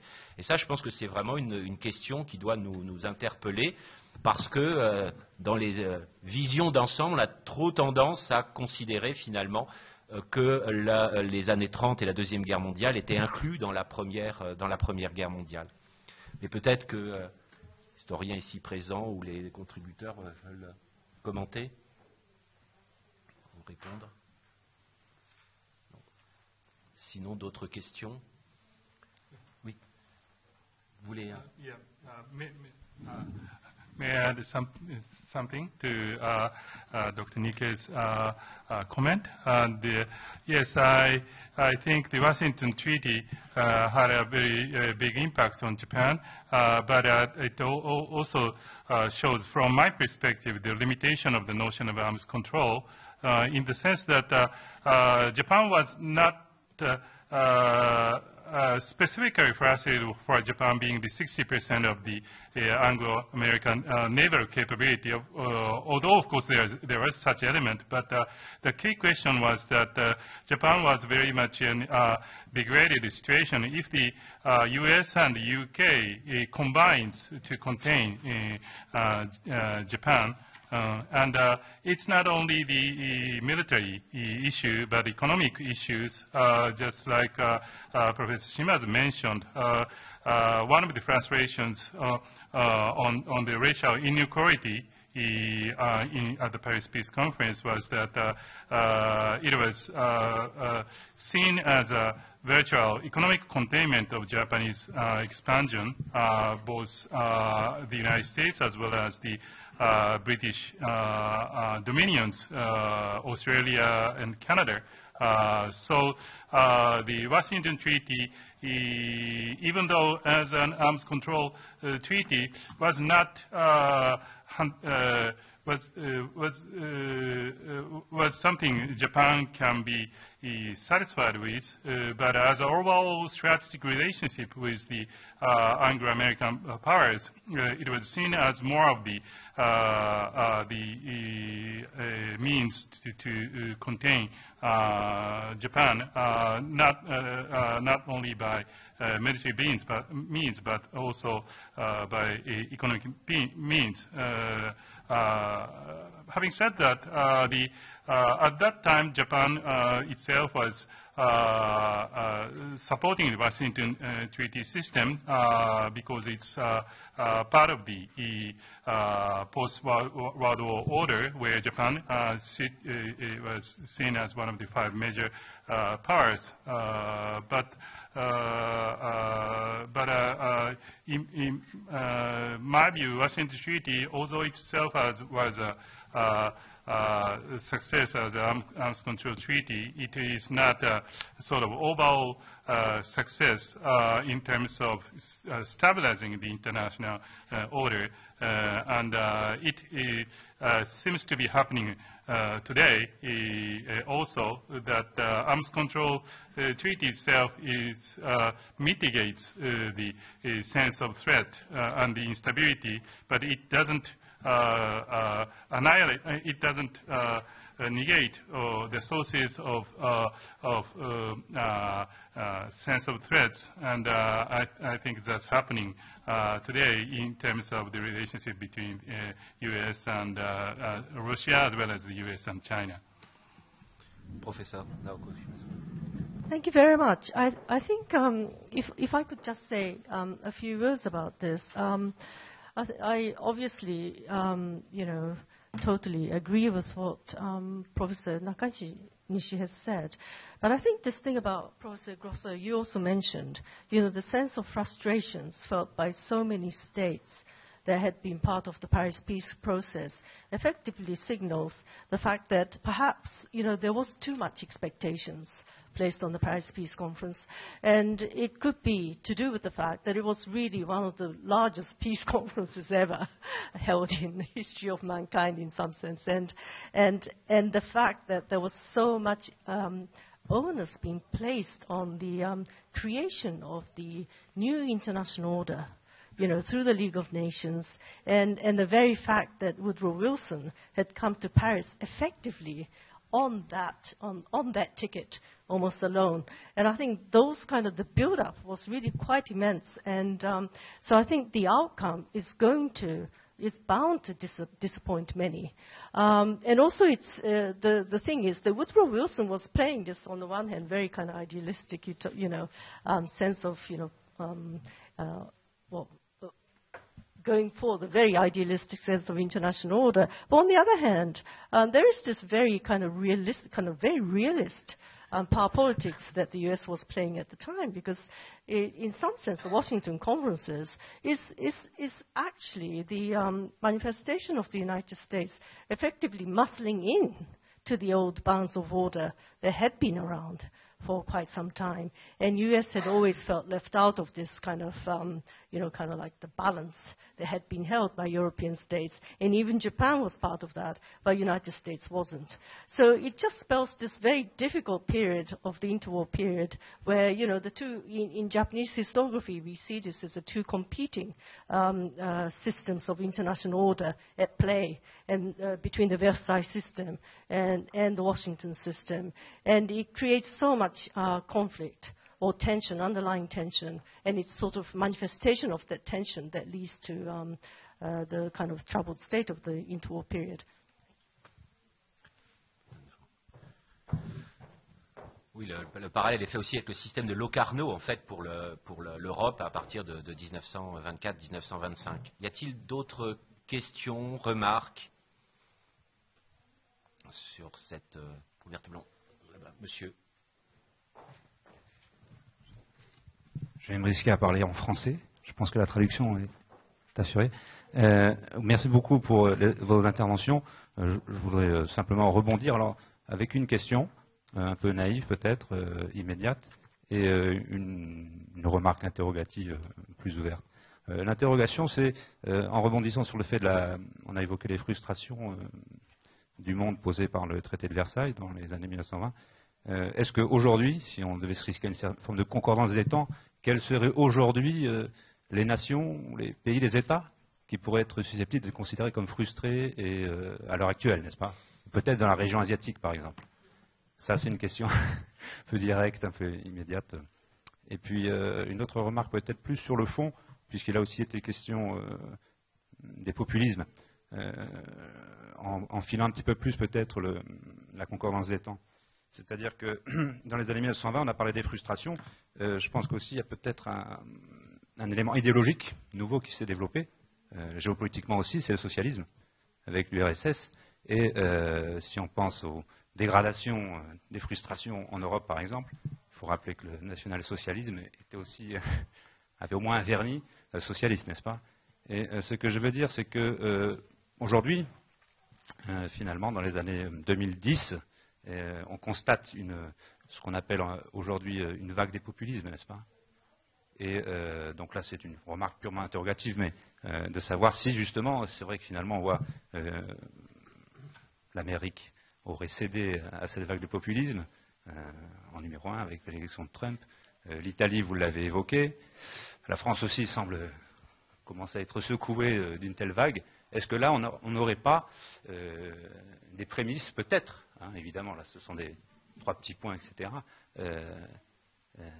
de nouvelles forces de dynamique qui pourraient peut-être, à terme, remodeler ou pas la configuration géopolitique internationale. Vous voyez, c'est une remarque très interrogative. Merci de votre attention. Alors, qui est-ce qui veut répondre sur les frustrations en Asie actuellement? Moi, je veux bien, parce que d'une certaine manière, des frustrations, il n'y a que ça. Il n'y a pas un pays en Asie qui n'est pas frustré à un titre ou à un autre.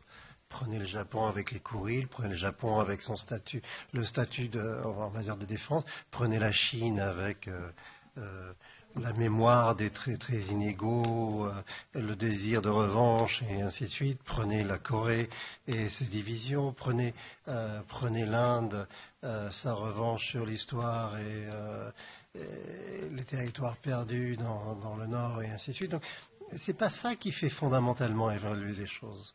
Les frustrations, elles sont là, elles sont un déterminant, mais elles ne sont pas le seul déterminant. Si les choses changent aujourd'hui, c'est parce qu'on a un changement des rapports de force assez fondamental.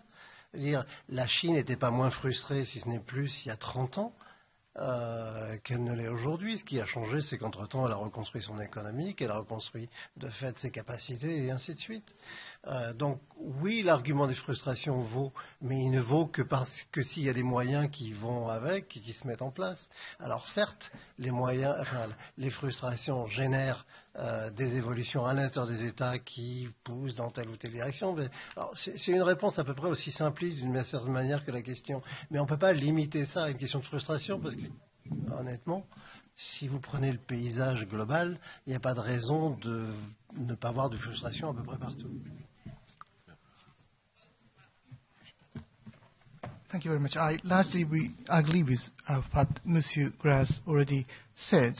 And basically, I feel that this kind of frustration can be exploited and also manipulated by some populist politicians. And even though Japan benefits hugely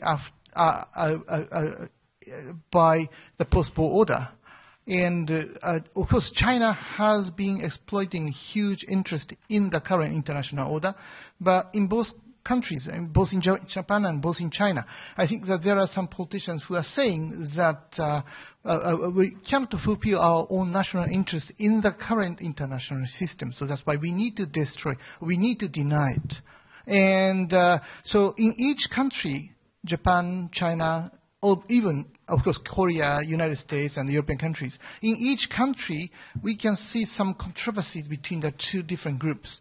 One group are saying that even though we see some compromise in the current international order, but we have to accept because this is the best possible order, and we can, of course, modify it, but basically we shouldn't damage or deny it. But on the other hand, we can see some politicians who are saying that our national interests cannot be fulfilled by the current international order. That's why we need to destroy it.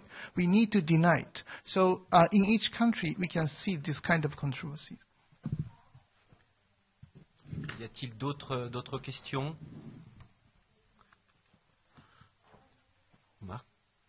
Oui, monsieur. Ce sera la dernière. The question I would like to ask, I can speak in French or English, but is there a possibility to make a typology of states concerning their expectations from foreign policy and international relations? If I think of Albania in the 1950s, it was completely closed. It was nearly impossible to go into Albania. They had their little fortresses, and the country was fearing an invasion. So you have only bad things to come from the outside. And the Soviet Union talked of capitalist encirclement. And you had only from the capitalist order bad things to receive. So is it possible to make a typology, perhaps in different periods things change, but a typology of states who are fearful of what comes from the outside, and states who think that constricting Europe, you will benefit from your relations with the outside, and some good things will come from the outside. This is a question. Is it possible to say that some states are fearful of the international environment, and others are thinking that something good can come from the outside? Quelqu'un veut se lancer dans la réponse? Donc, avec cette géopolitique liée à une position d'encerclement ou pas? Well, as I've been kindly invited here, I feel I should contribute as much as possible to earn the very splendid meal I had last night and the very wonderful hotel.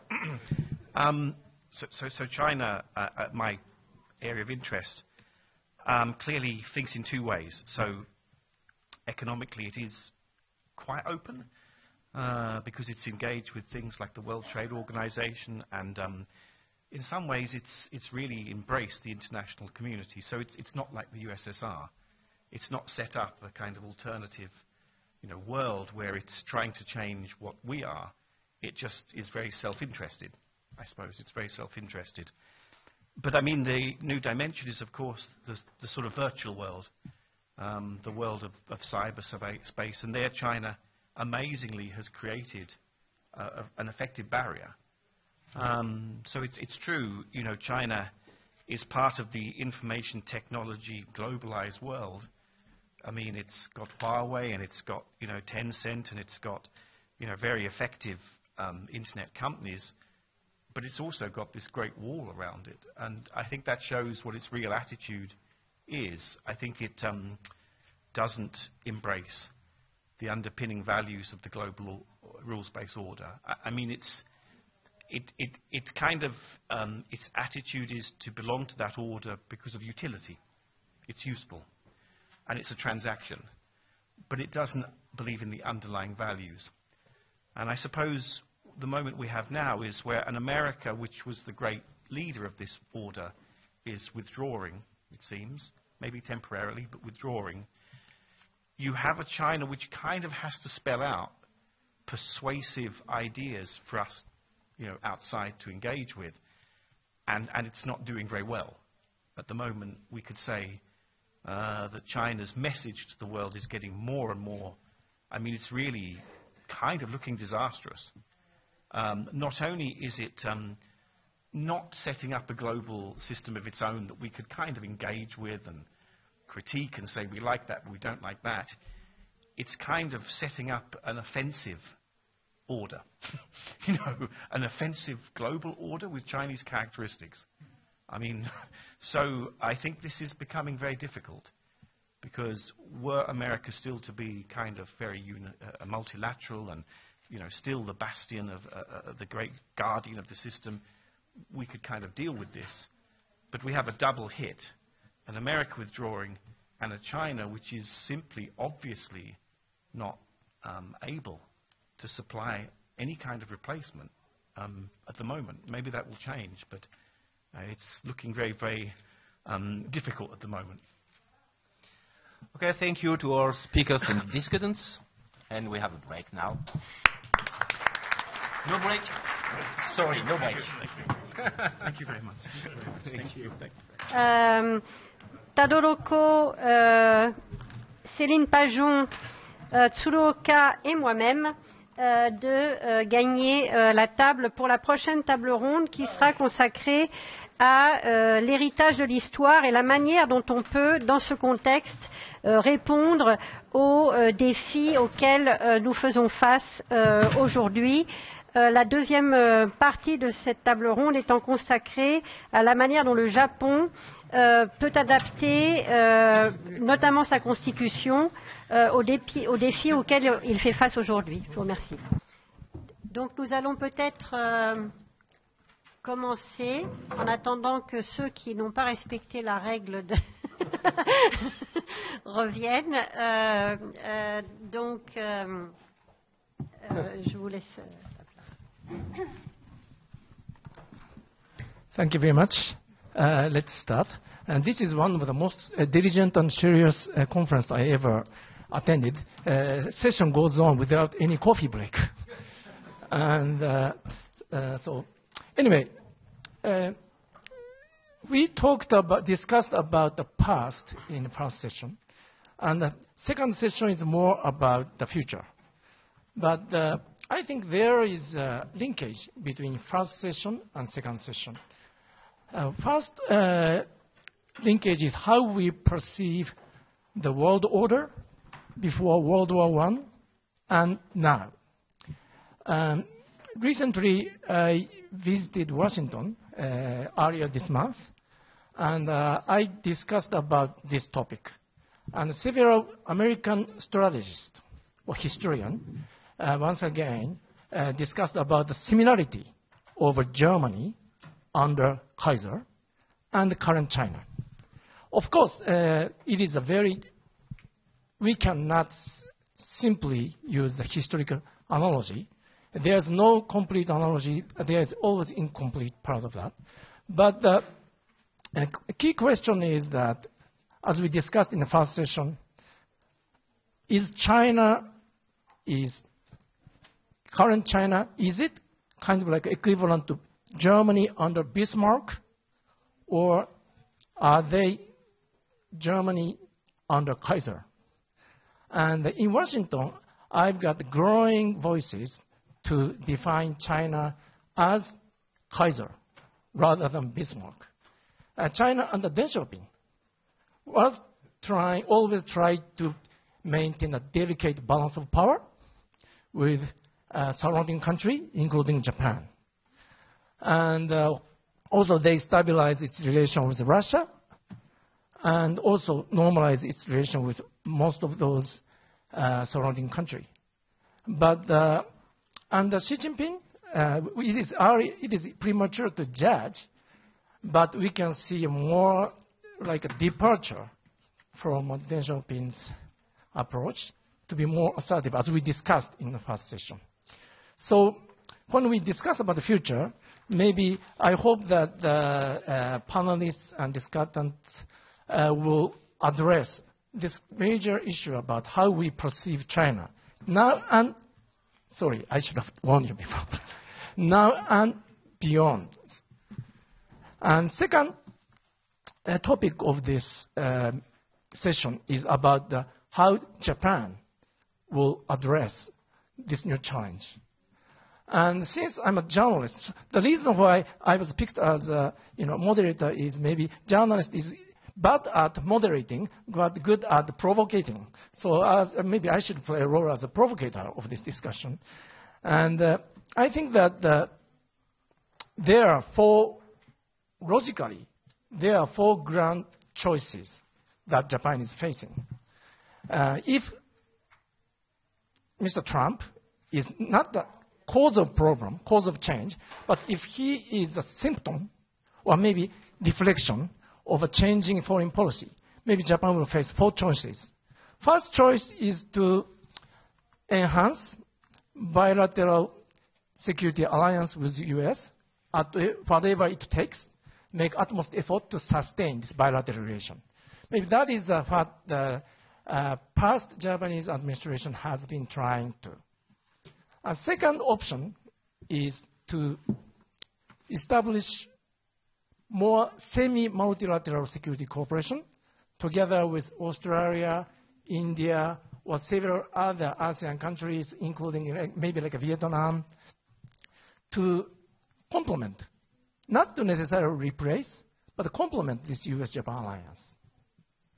And third option will be more, every option overlap each other, but third option is more like a French. Try to expand autonomy. It's autonomous defense strategy. Try to expand autonomy, not necessarily try to be independent, but try to be more autonomous from U.S. security umbrella.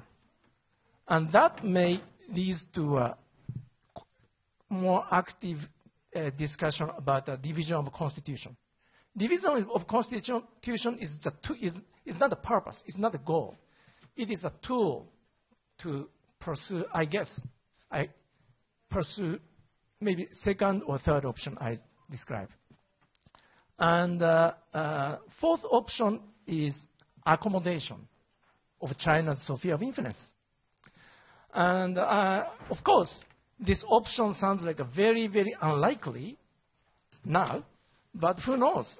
If now China's GDP is 2.5 times bigger than Japan. And China's defense budget is more than 4 times bigger. And China's population is 10 times bigger. Please imagine that such a huge country exists next to France. And let's imagine that U.S. foreign policy beyond Trump will be more like Trump when we look at the Democrats candidate. Mr. Sanders, Elizabeth Warren, all are not necessarily willing to engage to NATO or Asia militarily. So if that is the case, maybe fourth option in long run to accommodation of China could be possible, logically. And maybe lastly, I'd like to add a fifth option, which is very unlikely, but it is Edo period option. That is isolation. Isolation. If we endure our lower level of living standard, maybe like Bhutan, we close the border virtually and try to isolate and defend ourselves. So, yeah, the reason why I'm making this comment is that we are facing very uncertain future. Maybe as uncertain as that was before the World War I. And it is for the first time after World War II that Japan have this wide spectrum from isolation to U.S.-Japan alliance. So that said, and constitutional revision issue is deeply related to our choices. And it has a deep implication to Asian regional order and also its Japan's relation with Europe. So maybe I spend too much time as a moderator, as a provocateur. So let's start our discussion. First panelist is Professor Tadokoro, prominent professor whose expert is political economy, but beyond that, international politics. And please start. Thank you. Thank you very much, Mr. Akita. I wish I had heard your provocation yesterday evening so that I can prepare better. Yes, sorry. But he at least gave me a kind of a link between what I am going to talk about. That is the status of the constitutional debate in Japan and the wider context of the issue.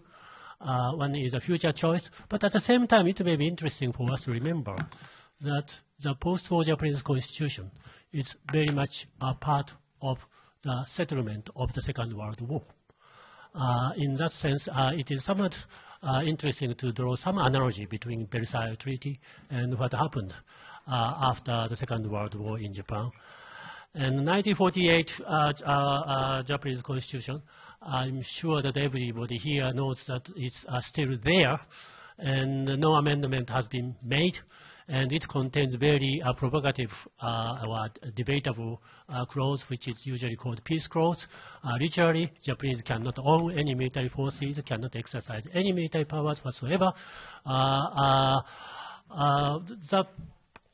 Constitution is very much a device by the American occupation forces to impose post-war harmless Japanese, to create a harmless Japan for the rest of the period, and so that Japanese do not start something funny again.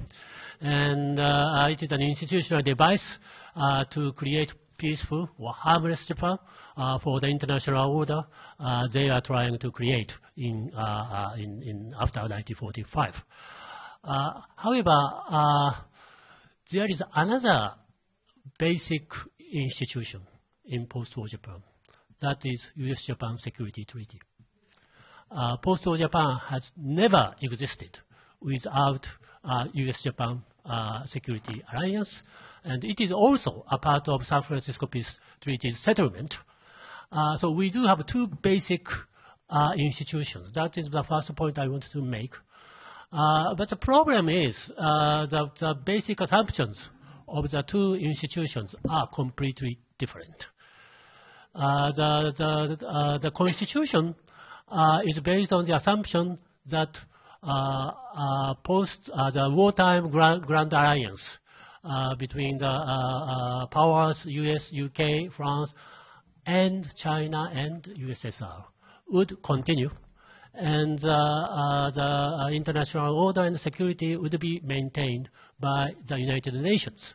So it basically envisages, assumes that the UN-centered international order is there. Therefore, Japanese would not need any military power, and they can live peacefully and harmlessly under the UN-controlled order. Well, U.S.-Japan Security Treaty obviously is very much a product of Cold War.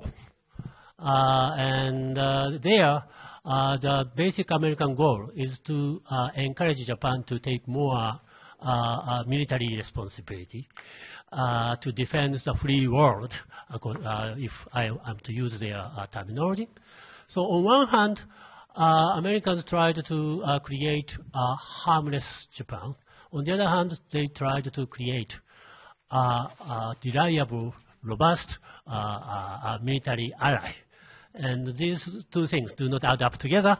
And not surprisingly, there has been always a tension, and that tension usually have taken place in the form of constitutionality of Japanese defense policy, or the even existence of existing Japanese so-called self-defense force, our military forces. I am sure that everybody has a page handout with a graph on it. Since I was not allowed to show a PowerPoint image, I prepared just one-page graph which shows the trend of opinion polls regarding the constitutional amendment from 1950s all the way to 2018. As you can see, shortly after Japan regained its sovereignty in 1952, well, it may be surprising for you to know that there has been a strong opinion in favor of revising the constitution. By the way, the red line represents those who are against rewriting the constitution, and the blue line represents those who are in favor of amending the constitution. Soon after the Second World, soon after the San Francisco Treaty and Japan regained the sovereignty back in the 1950s, there has been a very heated debate over the pro and against revision of the Constitution. And there even this, by the way, comes from the opinion polls, series of opinion polls conducted by Asahi newspaper, which is one of the most pro Constitution newspaper, and their opinion polls tended to overstate the level of the support of existing constitution. Nevertheless, even Asahi shows a very kind of close competition between those who are in favor of the revising and those who are against revising the constitution.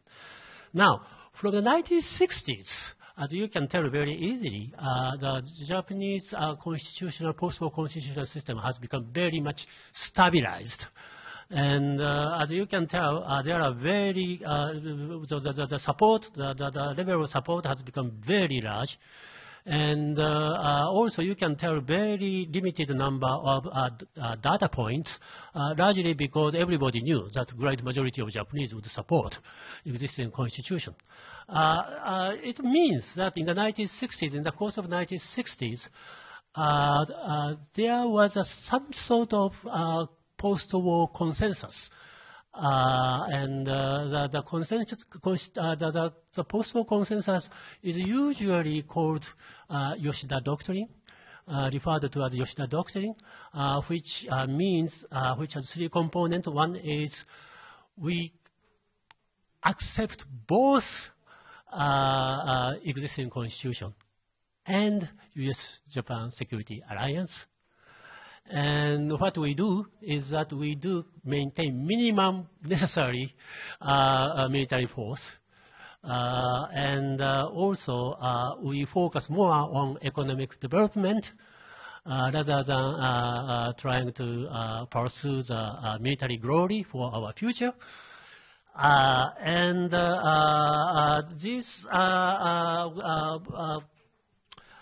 components have been very much well accepted and have turned out to be extremely successful. In the 60s, Japanese economy grew like today's China, and it was called, it is now difficult to remember, but it was called Japan's miracle. And without amending the constitution, Japan was peaceful enough, staying out of the nasty warfare in Vietnam and Korea, and peaceful and economic prosperity, and what's wrong with it. So that was the post-war consensus which was worked out in the 1960s and which persisted up until the end of the Cold War. Now, if you go back to the graph again, in the early 1990s, the trend changed rather dramatically. And in the early 90s, what happened was the end of the Cold War, and the more direct trigger of the shift of the public opinion was 1991 first Gulf War. And this was the time when many thought, like after the First World War, the United Nations centered security system would, at the end, at the very last, would start functioning as it was planned. And the Gulf War was one of the remarkable cases where the Security Council resolution recommended the member states to contribute for military operations, And surprising many countries joined the operations there. However, Japanese simply could not do anything. And the Japanese are left out. And on one hand, we are talking about the UN-centered peace and multilateralism and things like that. But we couldn't do anything, and that was a kind of the starting point of the soul searching for Japanese constitutional system. Now, Japan could manage to send very limited peacekeepers to Cambodia, and afterwards we keep sending peacekeepers all over the world with relatively limited military capability and military authority. However, Japanese soldiers could be sent abroad, which was a very contentious debate.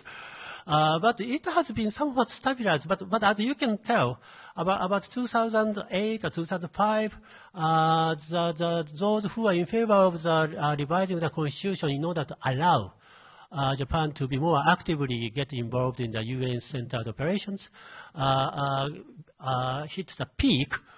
And this peak is more or less consistent with other opinion polls. So this is rather reliable. But after that, again, the level of support for the revising the constitution has been declining, and now it is more or less the same. And what happened was, because the Japanese have been sending peacekeepers all over the world because the Japanese government made a very hectic effort to play a legal acrobat and to stretch the interpretation of the constitution and somehow familiarize the Japanese public with peacekeeping operations.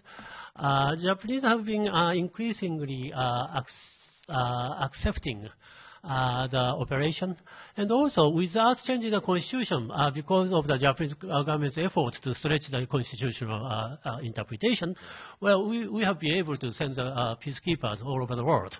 But from early 2000, that the focus of our security policy and the debate on the constitution has shifted away from peace operations of the United Nations to Japanese security surrounding Japanese territory per se as such. For simple reasons, rising threat from North Korea, and also the rising naval activities of China, and the territorial dispute with China. So the Japanese are now too busy in dealing with its territorial defense, and the major focus of our debate is defense of our own territory. Now, Japanese public has become somewhat less accepting when it comes to that issue. That is interesting because this is a little complicated, but if the territorial issue is at stake, then it is not UN-centered. It is the tightening of the US-Japan security alliance. And Japanese, even left-wingers, need to support United Nations. But when it comes to the alliance of the United States, it is much more controversial. So it is much more divisive, and that is the current status of the constitutional debate. Right now, as Mr. Akita mentioned, what Japanese is questioning is not only our challenge from China, but also a very critical question, which is located in the core of our post-war institutions. That is whether or not the United States is still a reliable ally or not. And Well, come back to Mr. Akita's rather sudden challenge. Let me try to say just a couple of things. He mentioned 5 options for the future Japanese policies. Well, Tokyo is still trying its very best not to destabilize the U.S.-Japan relationship in the hope that America will normalize after Trump. But at the same time, Tokyo is doing the second option as well. Many multilateral cooperation, even in defense areas, with or without the United States. And particularly in the economic front, TPP-11, the Trans-Pacific Free Trade Area without America was led by Japan. It's a rather remarkable Japanese strategic initiative on the economic front. And many defense cooperations with India is going on. So the first and second options are not exclusive with each other. Japanese goalism type of attitude. It has been always there, and those are those who traditionally supported the amendment of the Constitution. I think they represent a very small minority in today's Japan. Very unattractive. But to be a good, reliable ally of the United States and to maintain even the U.S.-Japan alliance, we may have to do much more for our own military capabilities, given the fact that the amazing military build-up in China. So we, again, the third option may not be completely exclusive with each other. You mentioned many other interesting things, but the probably least attractive option for Japan is the fourth option, that accommodation. But accommodation basically means that accepting the strategic superiority of China in East Asia, and basically that will turn Japan into a tribute state of China, which is very much inconsistent with the Japanese modern value system, and very unattractive. Perhaps there may be another option which Mr. Akita did not mention, that is a radical rapprochement between China and Japan, and Sino-Japan, entente or alliance or whatever. This is unlikely, but perhaps it may be interesting for you to remember that in the early 1990s, Japan took much more sympathetic attitude toward China than other Western countries. After the Tiananmen incident, Japan was the first to release economic sanction, also always calling for engagement, continuous engagement with China. And whenever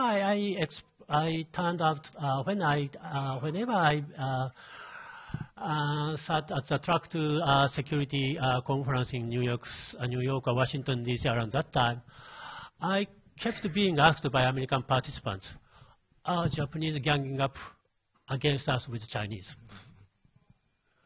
And at that time, Japan was supposed to be the economic challenge to the United States, like today China. So Japan's challenge was very much, sounded very much realistic. So things change. And this is theoretically, this is a possibility. But it very much depends on how Chinese will behave. And unless Chinese can accept the kind of concept that there is such a thing as the sovereign equality, it would be very difficult for Japanese to have a very reliable long-term relationship with China. I think I'll stop here. Thank you. Thank you. Thank you very much, Professor Taragoro. Thank you for addressing my ambush question to you. Thank you very much. And I think that maybe I just wanted to add one thing about the statistics. You know, in 2015, there is kind of like drastic change and much less support for revision and more support for not to revise. That is when, maybe you may know, that is when Japan adopted new security law. This allowed Japan to conduct collective defense right under some circumstances. So virtually, it is a revision of a drastic revision of constitutional interpretation of constitution. So without revising constitution, Japan, only by revising interpretation of constitution, Japan's made a big step forward to be able to for Japan to fight with U.S. when there is a serious contingency around Japan. So maybe that affects this number. Maybe. Anyway, having said that, next discussant is Ms. Céline Pajon, who is a prominent expert on Japan and also Asia. And please. So every panelist make a comment in 15 minutes. Thank you. I should have said. Merci beaucoup. Oui, merci beaucoup Akita-san et merci beaucoup professeur Tadokolo pour cette excellente présentation. Merci aux organisateurs de m'avoir convié aujourd'hui. Je vais soutenir la francophonie et donc donner mes commentaires en français ce matin. Donc pardon pour les participants japonais qui ne maîtrisent peut-être pas cette langue. Donc je vais offrir quelques commentaires sur la présentation du professeur Tadokolo et peut-être offrir une réflexion ensuite sur la question à la fois de la légitimité et de l'efficacité d'une révision de la constitution japonaise aujourd'hui. Donc je crois que la présentation du professeur Tadokolo a été très utile, très claire pour montrer finalement la relation complexe qu'il y a entre cette constitution japonaise, l'article 9 en particulier de la constitution, et les relations du Japon avec les États-Unis et l'alliance nippo-américaine. Effectivement, dans l'après-guerre, en l'absence de potentiel de guerre, d'armée, le Japon a confié sa défense à l'allié américain. Et dans le même temps, en fait, quasi concomitamment, les États-Unis ont pressé le Japon, constamment pressé le Japon de réarmer et se donner en tout cas des capacités plus importantes pour mieux se défendre d'abord, et puis un peu plus tard pour permettre de rééquilibrer les rôles au sein de l'Alliance par un soutien du Japon aux opérations américaines. Tant et si bien qu'aujourd'hui, ce que j'ai senti aussi dans la présentation du professeur Tadokolo, c'était qu'en quelque sorte, le maintien de cette alliance nippo-américaine, d'une alliance qui fonctionne bien, qui est efficace, elle fonctionne un peu comme un garant en quelque sorte de ce consensus constitutionnel. C'est-à-dire que si l'Alliance devait se déliter, notamment par la faute d'une Amérique un peu défaillante, le Japon se verrait contraint à terme d'assurer sa propre défense de manière autonome et donc de réviser la Constitution. Arrive à ce point, je pense qu'il est important aussi de qualifier ce qu'on entend par la révision de la Constitution et la révision de l'article 9 de la Constitution, puisqu'il y a la révision qu'on peut appeler maximaliste, où là on va carrément revenir sur les articles tels qu'ils existent et voir le Japon se doter d'une armée de plein droit et d'avoir le droit d'entrer dans un conflit pour défendre ses intérêts nationaux. Et puis, il y a un autre type de révision qu'on peut appeler une révision un peu minimaliste et qui était en fait la proposition du Premier ministre Abe encore récemment, qui n'était de ne pas toucher à l'article 9 tel qu'il existe, mais d'ajouter une mention pour reconnaître la constitutionnalité, l'existence légale des forces d'autodéfense japonaises. Donc effectivement, les deux cas sont bien différents et ont des conséquences extrêmement différentes également. Donc cette révision de l'article 9, elle pose bien la question de la normalisation militaire du Japon, qui est en œuvre déjà depuis bien longtemps, au moins à la fin de la guerre froide, mais même auparavant, qui a été accélérée récemment sous le mandat du Premier ministre Abe, et qui mérite d'être, je crois, qualifiée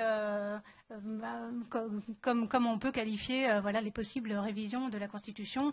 Voilà, qu'est-ce que c'est que la normalisation militaire du Japon aujourd'hui? Jusqu'où doit-elle aller et pourquoi? Ça me semble assez important d'être posé. Et notamment, comme Akita-san l'a mentionné, la question de l'autonomisation stratégique du Japon. Alors, de l'autonomisation à l'indépendance, c'est quelque chose, c'est un débat qu'on entend quand même très régulièrement au Japon depuis longtemps. Donc, c'est dans quelle mesure le Japon a ce projet de s'autonomiser vis-à-vis de son allié américain. Donc, aujourd'hui, vous avez dit qu'il y a peut-être juste une minorité de personnes qui soutiennent cette option, mais effectivement, peut-être dans l'avenir, si les choses devaient bouger sur le plan international, on verrait des évolutions. Pour le moment, toutefois, le Japon reste bien dépendant des États-Unis pour sa propre montée en puissance militaire, que ce soit sur le plan technologique, matériel ou opérationnel. Alors, au-delà de la question de la normalisation militaire, il me semble que la révision de la Constitution, pas seulement de son article 9, mais par exemple de son préambule, pose également la question de l'identité du Japon. En tant que nation, puisque la loi fondamentale japonaise a été, comme on le sait, donc largement rédigée par une puissance étrangère, donc les États-Unis. Et donc pour les conservateurs japonais, cette constitution, elle ne reflète pas forcément les valeurs japonaises, les principes du pays. Et donc la révision de ce texte serait aussi une manière de s'émanciper de ce legs américain et de recouvrer une souveraineté entière et également donc sur le plan identitaire. Donc maintenant, je vais passer à la question de la légitimité et de l'efficacité d'un projet de révision constitutionnelle, donc au regard de ces deux objectifs qui seraient donc la normalisation militaire japonaise et la restauration de l'identité du Japon. Alors la légitimité, elle doit être examinée au regard du processus légal, du processus législatif qui régit la révision de la Constitution. Donc pour réviser la Constitution, il faut qu'il y ait une majorité des 2/3 des voix à la diète japonaise, à la chambre haute, à la chambre basse. Et puis il faut organiser un référendum populaire, donc qui soit positif, favorable au projet de révision. Donc sur ces deux points, on peut dire que la classe politique est toujours aujourd'hui assez divisée sur cette problématique de la révision. Alors une très large majorité du Parti libéral-démocrate, le parti de Shinzo Abe, aujourd'hui soutient la révision. Il n'est pas le seul. Il y a aussi des représentants d'autres partis plus conservateurs ou même des partis dans l'opposition qui soutiennent cette révision.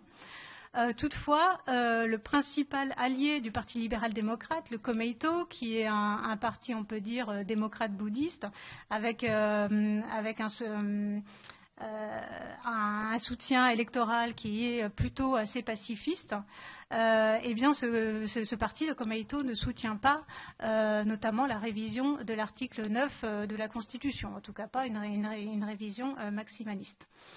Donc ça peut poser problème puisque le Komeito est important pour le Parti libéral-démocrate en termes de sièges. Donc aujourd'hui, le Parti libéral-démocrate a bien les 2/3 des sièges en chambre haute et chambre basse, mais avec le soutien du Komeito.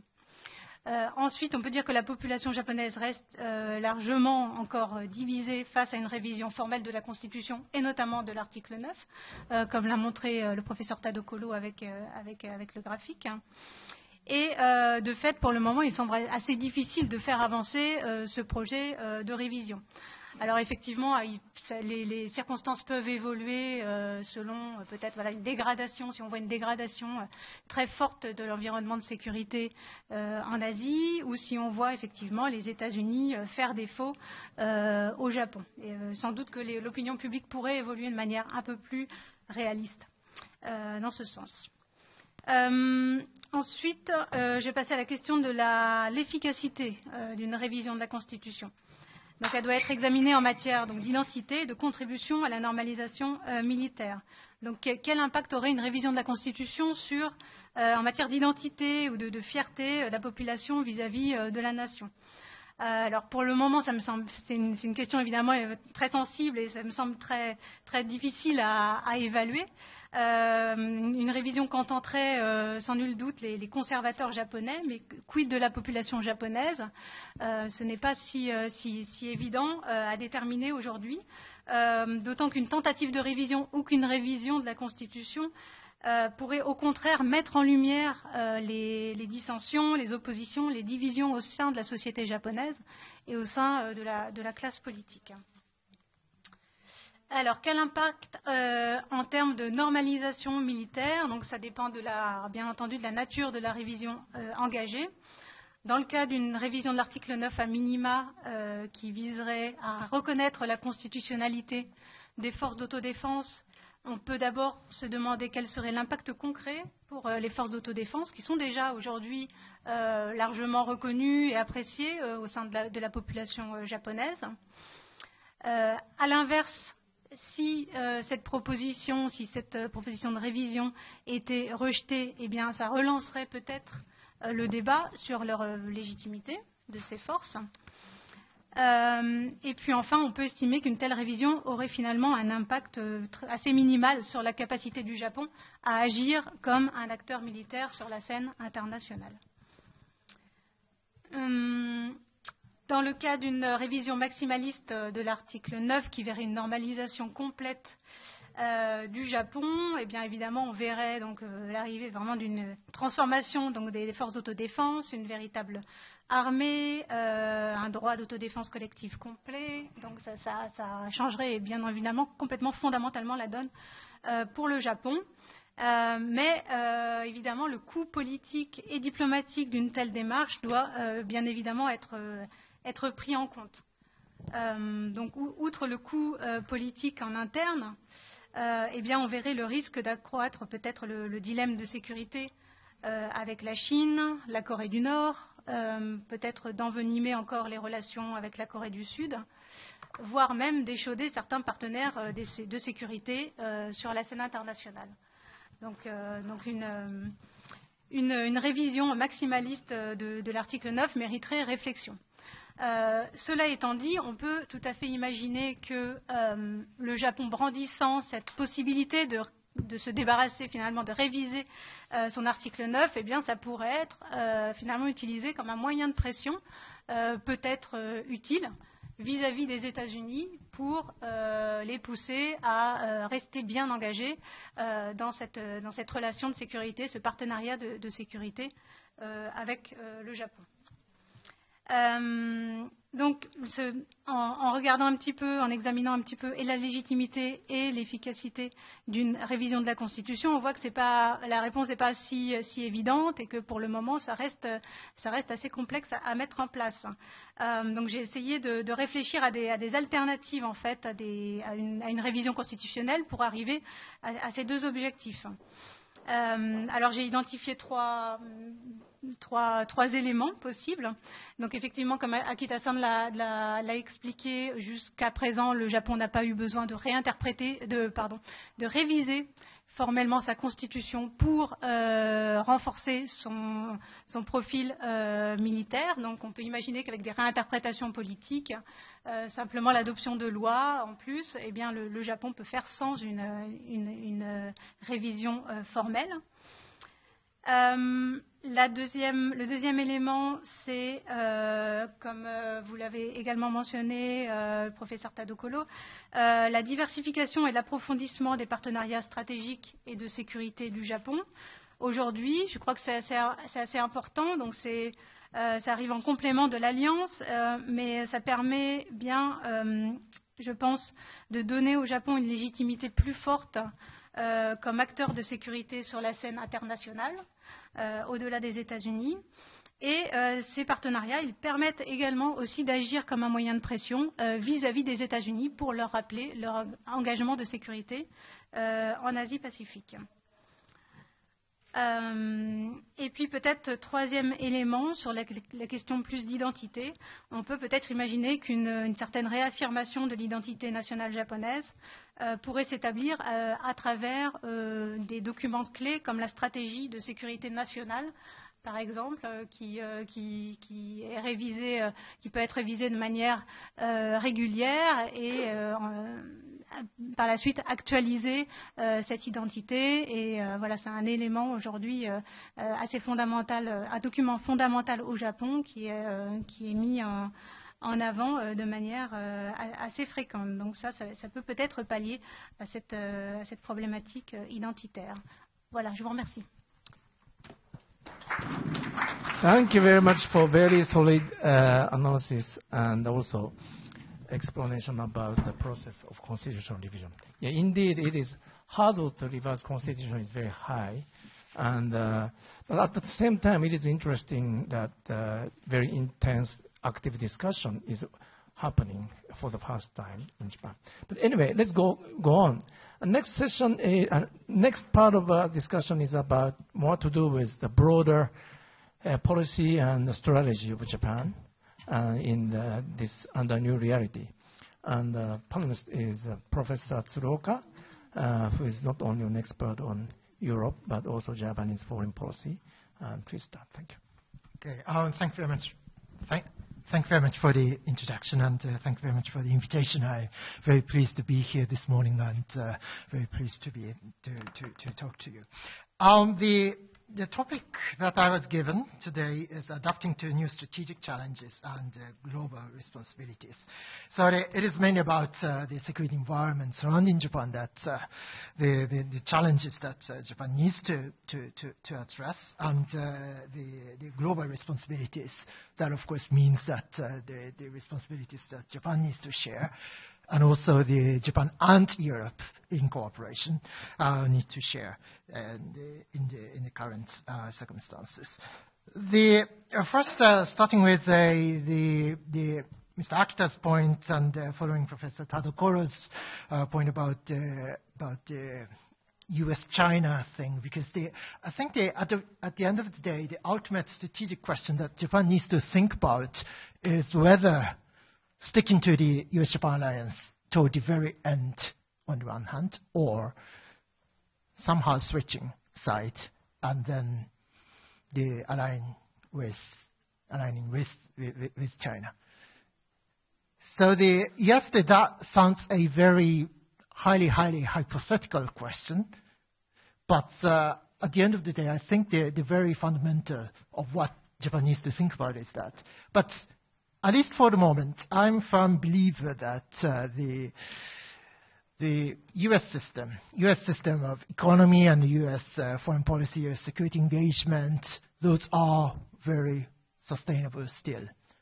So as long as the U.S. system is more sustainable than the Chinese system, I think it's in Japan's interest to stick to the alliance with the United States. So I'm still a very firm believer that U.S. engages in Asia-Pacific region for its own interest. So the U.S. has a huge stakes in the Asia-Pacific region, and that is why Americans are there, not for the sake of Japan or not for the sake of other allies and partners. But that also means that if and when Americans start saying that our engagement in the Asia-Pacific region is for the sake of Japanese and for the sake of South Koreans and others, then we might have to become more skeptical about the credibility and the sustainability of U.S. commitment. But still, for the moment, I firmly believe that the Americans are in Asia for its own interest, for their own interest, and the American system, particularly the economic system, is still much more sustainable than that of China. So I might be a bit naive, but I think that is still a very realistic assessment, particularly seen from Tokyo. That is the first thing I wanted to say, responding to Mr. Akita's point. And now let me address three things mainly. One is addressing the security challenges surrounding Japan, particularly North Korea and China.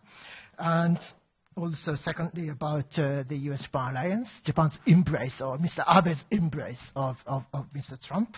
And thirdly, the Japan and Japan-Europe shouldering more responsibilities.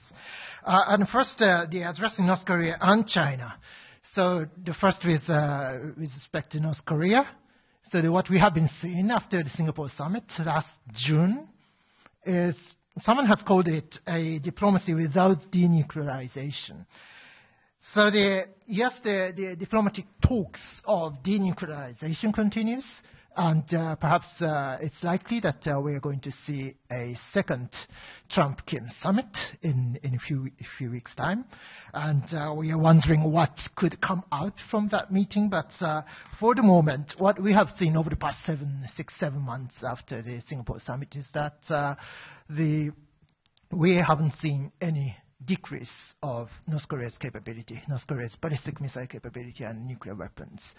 So the North Koreans haven't done any ballistic missile tests or nuclear tests, but the capability remains.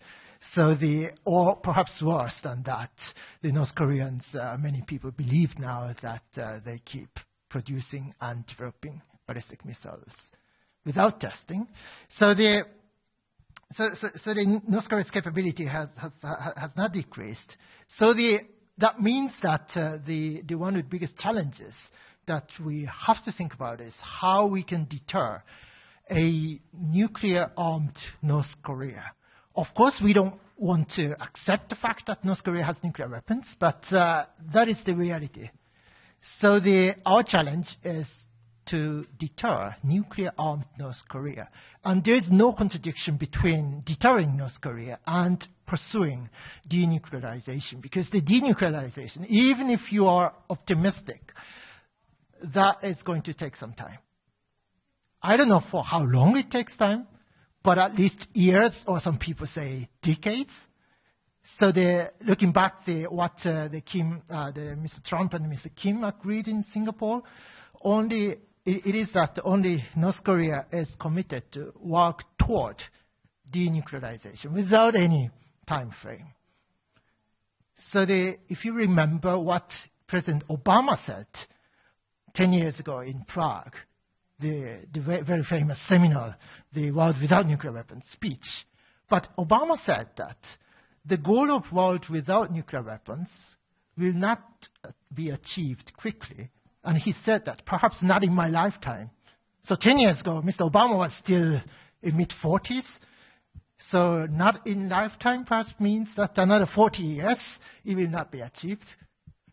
And then Kim Jong-un pledged to work toward denuclearization in Singapore. Then perhaps not in his lifetime, meaning that he's still mid-30s. So another 50 years. So that is I think the things that one of the things that we might have to think about. Of course, we don't want to see the situation where the North Koreans maintain nuclear weapons, but that is sort of a reality.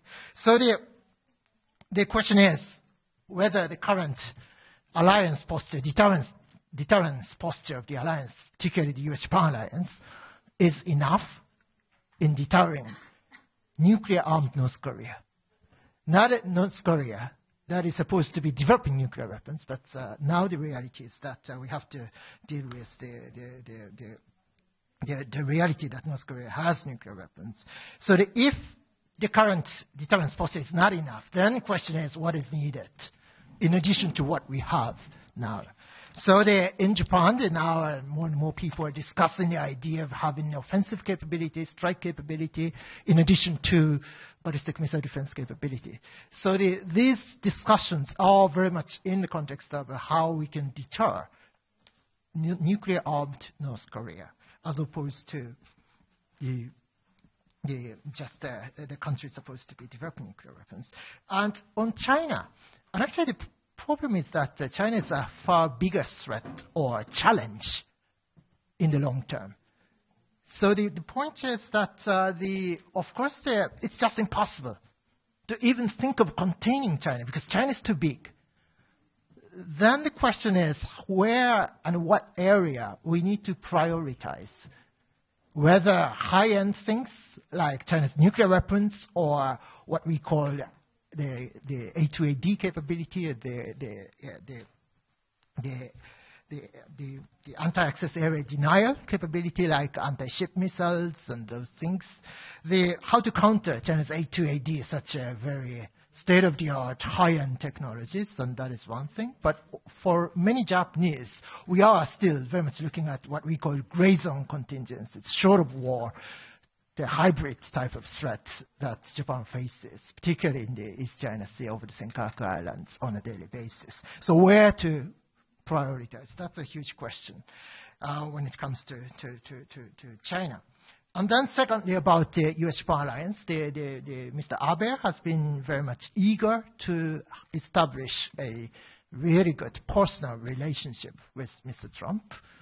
Whether that really matters in concrete policy terms, that's what we don't know, or perhaps we are becoming more questionable or skeptical about the effectiveness of having a good personal relationship with Mr.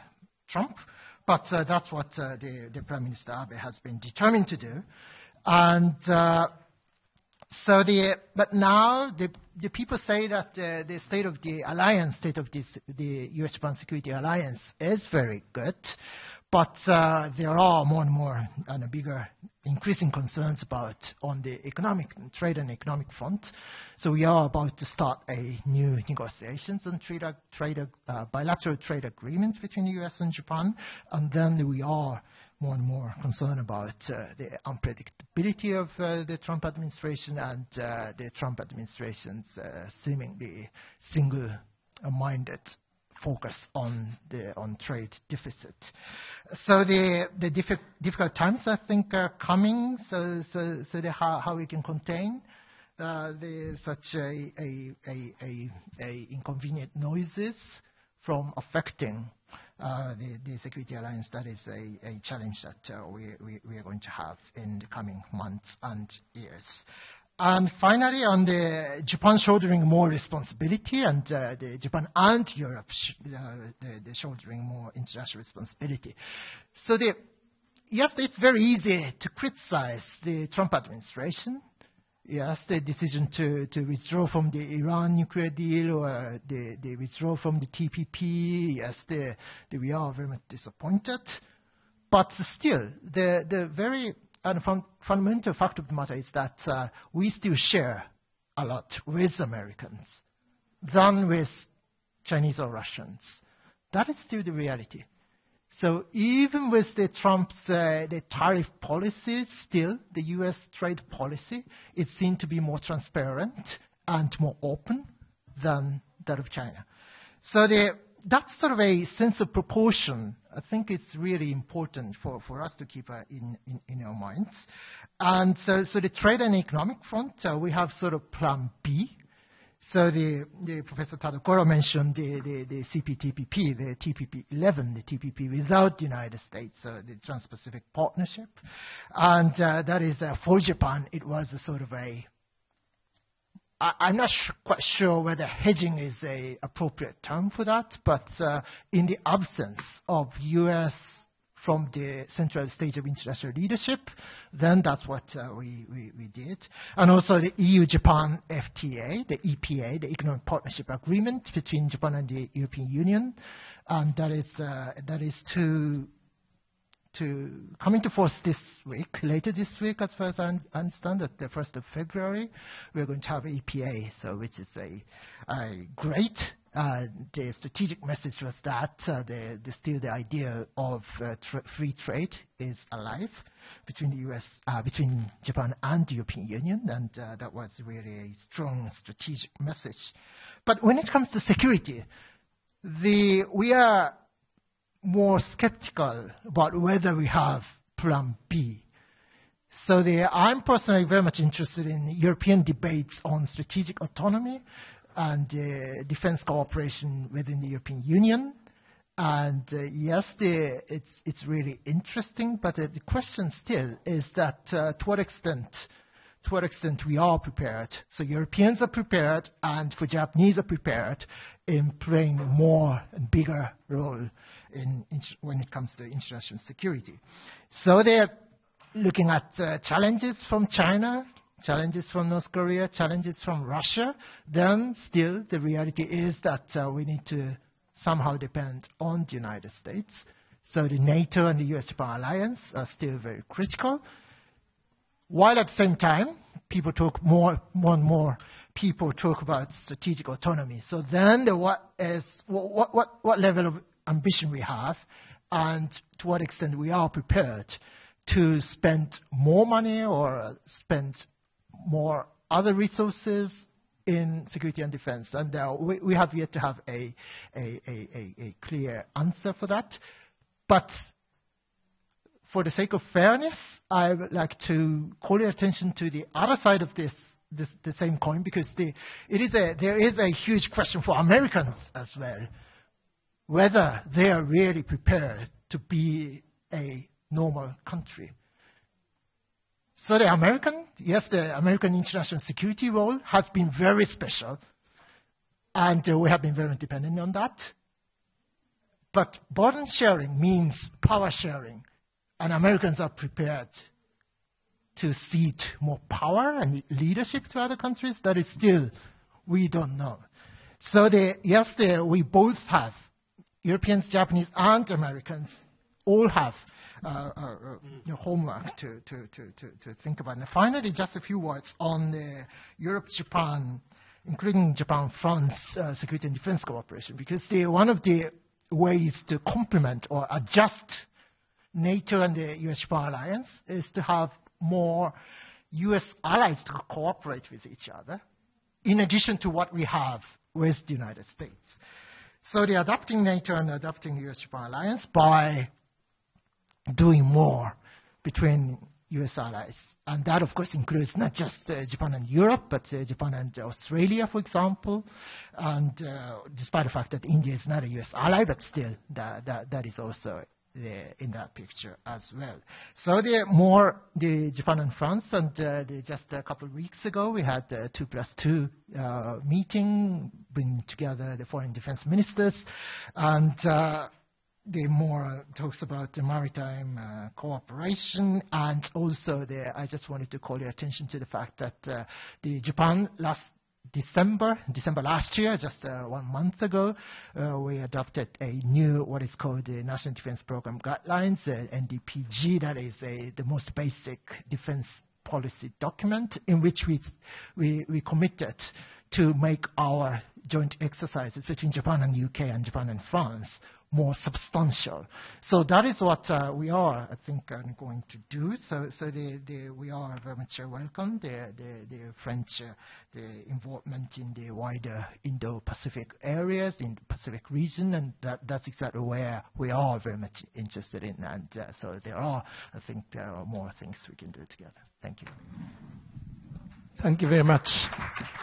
So lastly, maybe I don't need to introduce, but Valerie Niquet, who organized this conference and also expert on China and Asia. Please, thank you. Merci, Akita-san. Je ne suis pas la seule organisatrice de cette conférence. C'est vraiment le résultat d'une coopération très étroite avec le Japan Institute of International Affairs. Et je voudrais notamment remercier aussi le professeur Osoya qui a été vraiment impliqué dans l'élaboration du programme. Et on a beaucoup travaillé ensemble pour essayer d'en faire quelque chose d'intéressant pour les deux pays, et le Japon, et la France, et l'Europe, et l'Asie. Donc, d'abord, quelques remarques pour rebondir sur ce qu'a dit le professeur Tsuruoka et également ce qui a été dit précédemment sur la question de la révision de la Constitution, parce que c'est vraiment un point essentiel. En termes de communication, on parlait de public diplomatie tout à l'heure. C'est quelque chose qui n'est pas toujours très bien compris ou très bien perçu, notamment en Europe, où je ne parle pas des spécialistes, mais lorsqu'on a affaire à l'opinion publique ou des journalistes, quand on parle de révision constitutionnelle au Japon, on a immédiatement, et c'est lié d'ailleurs à ce dont on a parlé, la période qui a suivi le traité de Versailles, l'image du retour d'un Japon militariste, très nationaliste, qui voudrait se réarmer. Et c'est une caricature qui est extrêmement présente et qu'il est très important de pouvoir en débattre d'une manière publique, en notant 2 points. Comme l'a indiqué Céline, tout d'abord, L'adaptation des capacités de défense aux enjeux stratégiques auxquels le Japon fait face, dont la solidité de l'alliance avec les États-Unis, elle peut, dans une large mesure, se faire sans véritable révision de la Constitution, jusqu'à un certain point, évidemment. Mais on le voit bien avec les lignes, les nouvelles, je ne sais jamais comment on dit en français, the new guidelines, donc, on le lit toujours dans la traduction anglaise, de la nouvelle politique de défense qui a été décidée au mois de décembre 2018.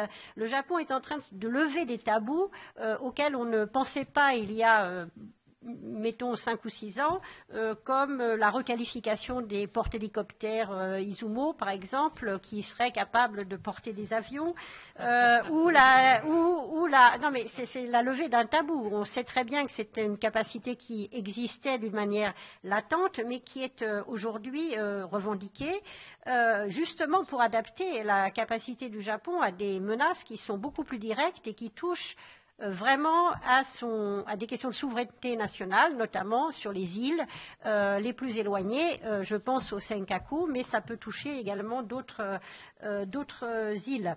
Il y a également ce débat qui s'accroît au Japon sur l'acquisition de capacités de projection de missiles qui, là aussi, qui d'ailleurs iraient au-delà de ce fameux traité INF qui est remis en question par les Américains aujourd'hui.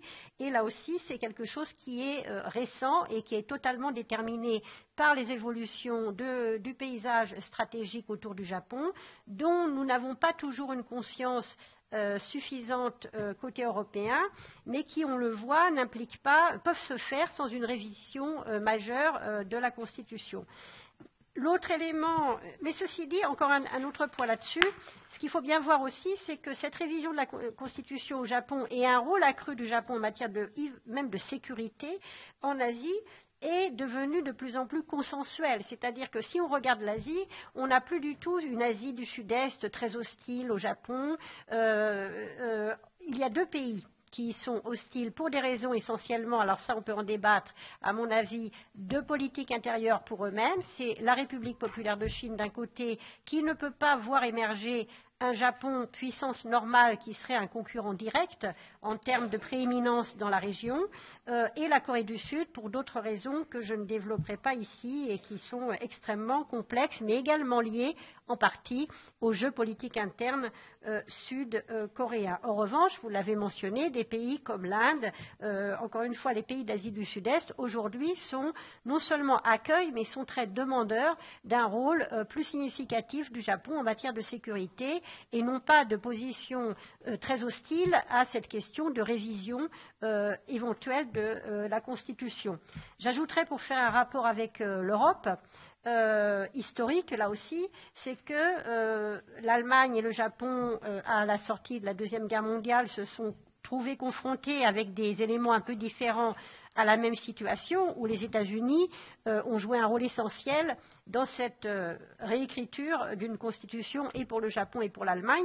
L'Allemagne intégrée à l'Union européenne, intégrée au camp, l'Allemagne de l'Ouest intégrée au camp occidental, a procédé à 64 révisions de sa constitution depuis qu'elle a été proclamée, alors que le Japon est toujours coincé par ce poids de l'histoire qui pèse sur les perceptions et dont il est extrêmement difficile de se sortir.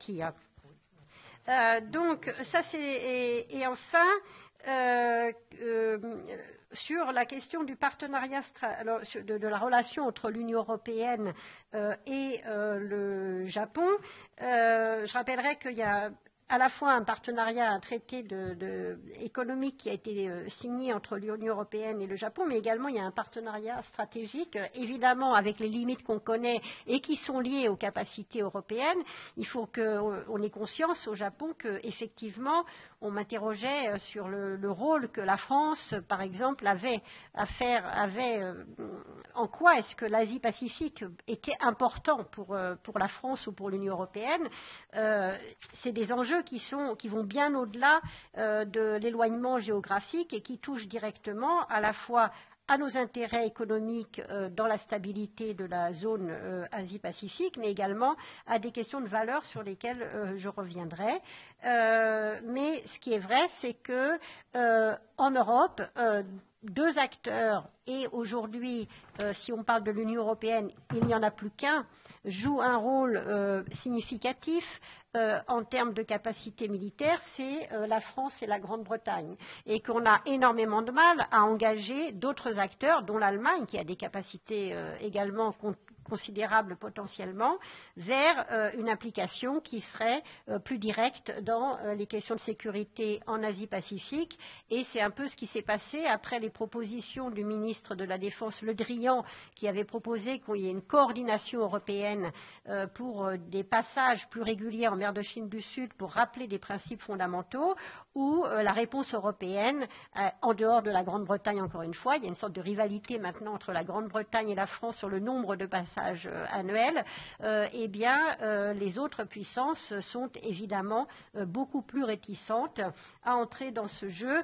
Et on a la même question sur la question nord-coréenne, où la France est extrêmement ferme et sans doute un des pays les plus proches du Japon sur la nécessité de maintenir des sanctions. En revanche, d'autres pays sont plus ouverts à la reprise d'un dialogue. Donc c'est un débat qui est interne à l'Union européenne et qui va au-delà de simplement l'engagement en Asie-Pacifique. Là, en fait, ce que je voudrais, c'est aussi revenir sur 3 points pour créer le lien avec ce qui a été dit dans la séance, dans la partie précédente de la conférence. Alors, sur le traité de Versailles, le premier point qui me paraît important, c'est de voir combien il y a un très fort intérêt au Japon, mais pas uniquement en Asie, pour cette question, pour le traité de Versailles, avec une perception, comme on l'a vu ce matin, qui diffère en partie de l'analyse plutôt négative qui a pu en être faite en Europe. Je pense notamment aux travaux de Georges-Marie Soutou, qui a écrit un livre très important sur le traité de Versailles et qui a creusé ce point-là. Et ce qui est intéressant, c'est cette redécouverte par le Japon de cette histoire pré-Seconde Guerre mondiale, dans un sens qui ne soit pas uniquement négatif, où on parle toujours de la période des années 30, mais de replacer le Japon dans un ensemble international en formation qui s'est créé à partir de la Première Guerre mondiale, et de la signature du traité de Versailles.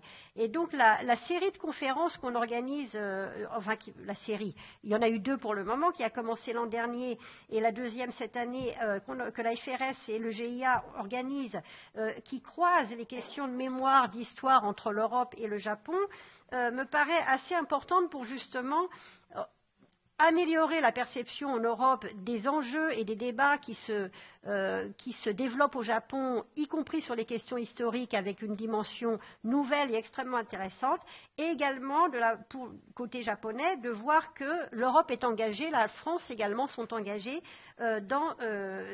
sur cette zone, et on a un intérêt particulier à sa stabilité. L'élément, en effet, c'est qu'il y a une méconnaissance qui domine encore beaucoup en Europe sur le rôle international du Japon sous ce qu'on a appelé la démocratie Taisho entre 1912 et 1926, qui a été une période de véritable bouillonnement démocratique, à la fois en interne, avec des limites évidemment, mais également en externe, avec un rôle très dynamique du Japon et très nouveau, évidemment, si on le compare à ce qui s'était produit dans les années qui ont suivi.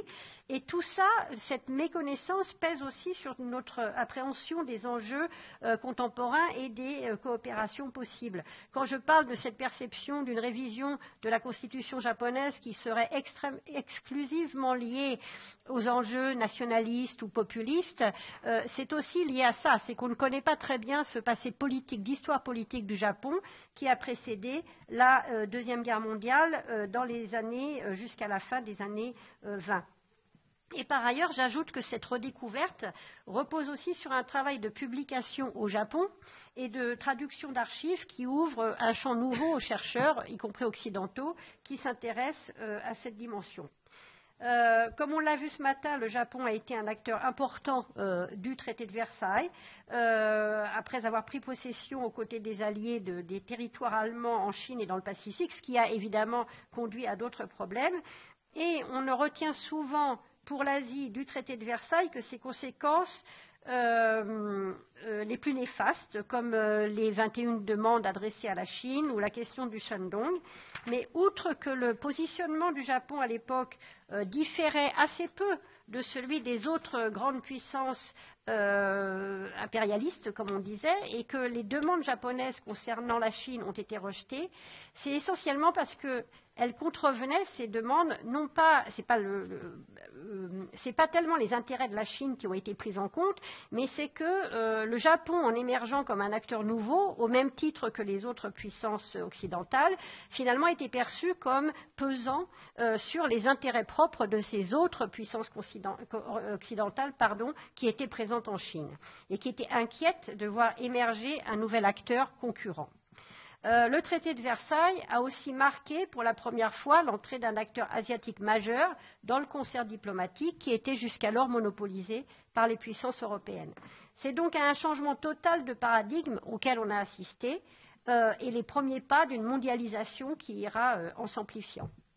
Et dès ses origines, comme l'ont montré les exposés précédents, la première de ces limites a été évidemment le refus des puissances occidentales et plus particulièrement des États-Unis, on en a parlé ce matin, d'inclure la clause d'égalité raciale qui était demandée par le Japon et par la Chine, il me semble, qui posait une sorte de limite fondamentale à cette intégration de l'Asie au système mondial. Bon, et c'est le deuxième point que je voudrais signaler. Déjà, ça a été mentionné aussi ce matin, c'était la question, et ça rejoint aussi la question des défis auxquels on fait face aujourd'hui, notamment en Asie. La question qui était posée, c'est celle du principe même de valeurs communes, comme c'est le cas aujourd'hui, avec des recompositions qui sont liées aux évolutions des systèmes politiques depuis la fin de la guerre froide. En Asie, très clairement, la question de la bipolarisation se pose toujours d'une manière forte et d'une manière peut-être de plus en plus forte au fur et à mesure que la Chine émerge comme un acteur qui dispose de moyens aujourd'hui qu'elle n'avait pas, comme l'indiquait Frédéric Grard. La question du sentiment de revanche en Chine est ancien, mais la Chine ne dispose que depuis très récemment des moyens de véritablement peser sur les équilibres stratégiques en Asie. Donc une sorte de bipolarisation entre, d'un côté, un système libéral attaché à un ensemble de principes fondés sur le respect, évidemment en simplifiant, le respect de la démocratie, l'attachement au principe d'universalité de certaines valeurs, aux règles du droit international et au rejet du recours à la force comme moyen de changement du statu quo, toutes choses qui sont menacées aujourd'hui en Asie. Et de l'autre côté, un système plus autoritaire qui rejette le principe même de l'universalité des valeurs communes et de non-recours à la force pour imposer son statut de puissance émergente et ses propres revendications. Donc il n'est pas question ici d'angélisme, mais de rappeler que, contrairement aux espoirs soulevés par les théories de la fin de l'histoire, dont on a mentionné également ce matin, ces enjeux fondamentaux et ces contraintes sont encore extrêmement présents et ne peuvent pas être ignorés, notamment de la part des puissances européennes quand elles se situent ou quand elles considèrent la situation en Asie et notamment les enjeux auxquels le Japon fait face et qui pèsent sur les débats auxquels on assiste aujourd'hui sur la révision constitutionnelle. Le troisième point qui touche directement à la question des évolutions du passage des évolutions en termes de responsabilité stratégique, c'est l'émergence de nouveaux concepts qui tentent à la fois de ne pas exclure tout en affirmant avec force ce qui rapproche. C'est notamment le concept d'Indo-Pacifique libre et ouvert qui est remis en avant et qui établit un pont en quelque sorte entre l'Europe et l'océan Pacifique et l'océan Indien, et qui se veut aussi, même si les choses ne sont pas dites ainsi aussi ouvertement, souvent, une réponse à des projets plus grandioses. Évidemment, je pense aux fameuses routes de la soie mises en avant par la Chine et dont le premier objectif, au-delà d'éventuels intérêts économiques, c'est aussi d'asseoir une politique de puissance, donc avec des logiques différentes. Mais ce concept d'Indo-Pacifique libre et ouvert, qui touche directement à la question de la coopération entre le Japon et l'Union européenne, pose aussi plusieurs défis qui sont d'ailleurs des opportunités de coopération et de débat et d'échange d'idées. Tout d'abord, le défi de l'inclusion pleine et entière de l'Europe mais aussi qui doit être reconnue comme une puissance, et peut-être pas uniquement une puissance de soft power, l'inclusion également de l'ensemble des pays riverains jusqu'aux côtes de l'Afrique, qui est devenu un véritable champ de bataille de puissance extérieure, qui voit à la fois une opportunité économique, mais également un enjeu de débat ou de rivalité idéologique. Juste pour terminer,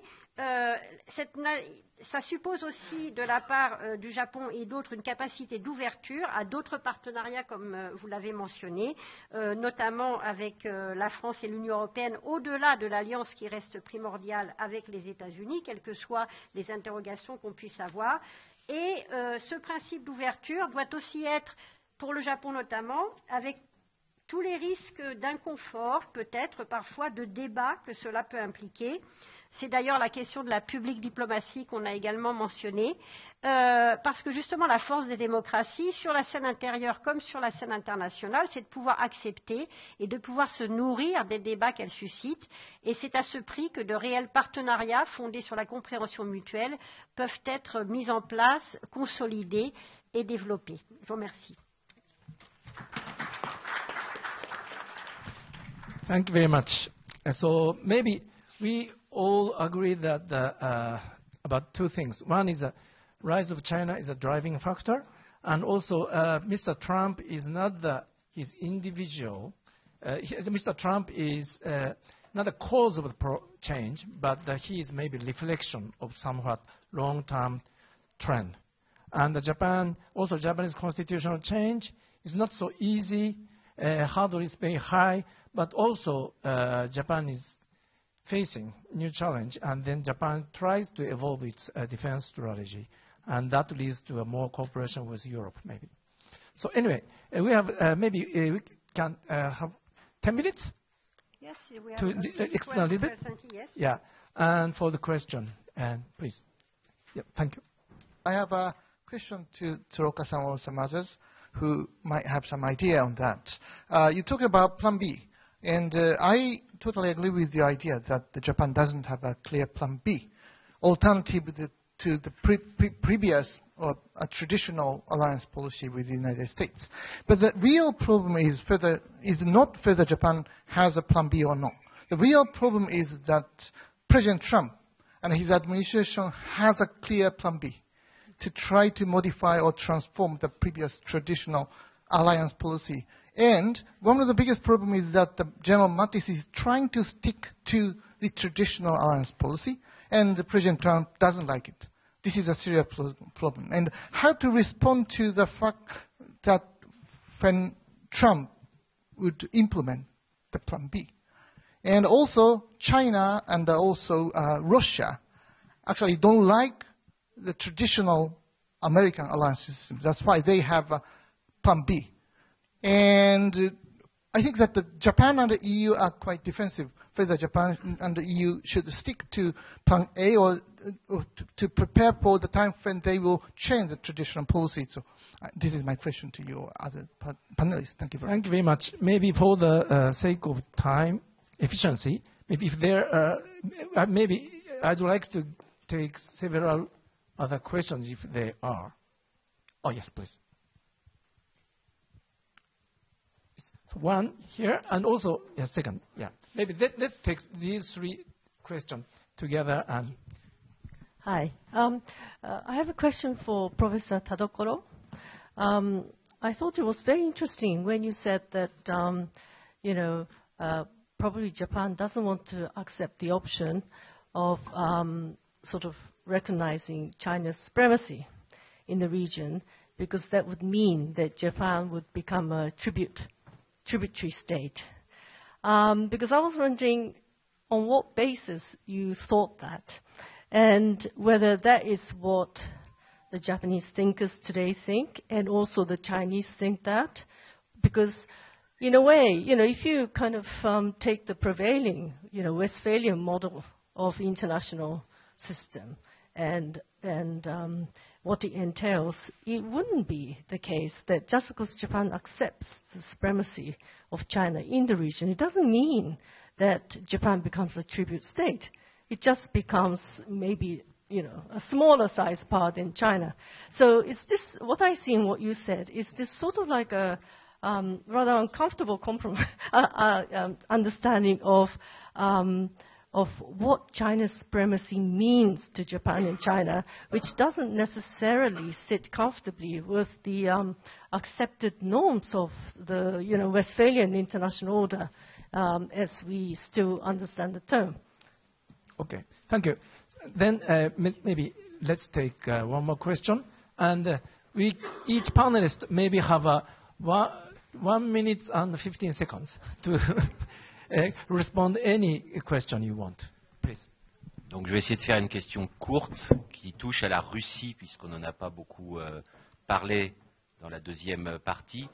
Une des choses assez étonnantes, c'est les liens entre la Chine et la Russie qui ne cèdent pas alors qu'on pensait que ce n'était pas durable. Donc ce n'est pas une alliance, mais ce sont des liens qui sont très forts. De l'autre côté, il y a eu beaucoup de rencontres entre M. Abe et M. Poutine, et il semble qu'on n'avance pas énormément sur le traité.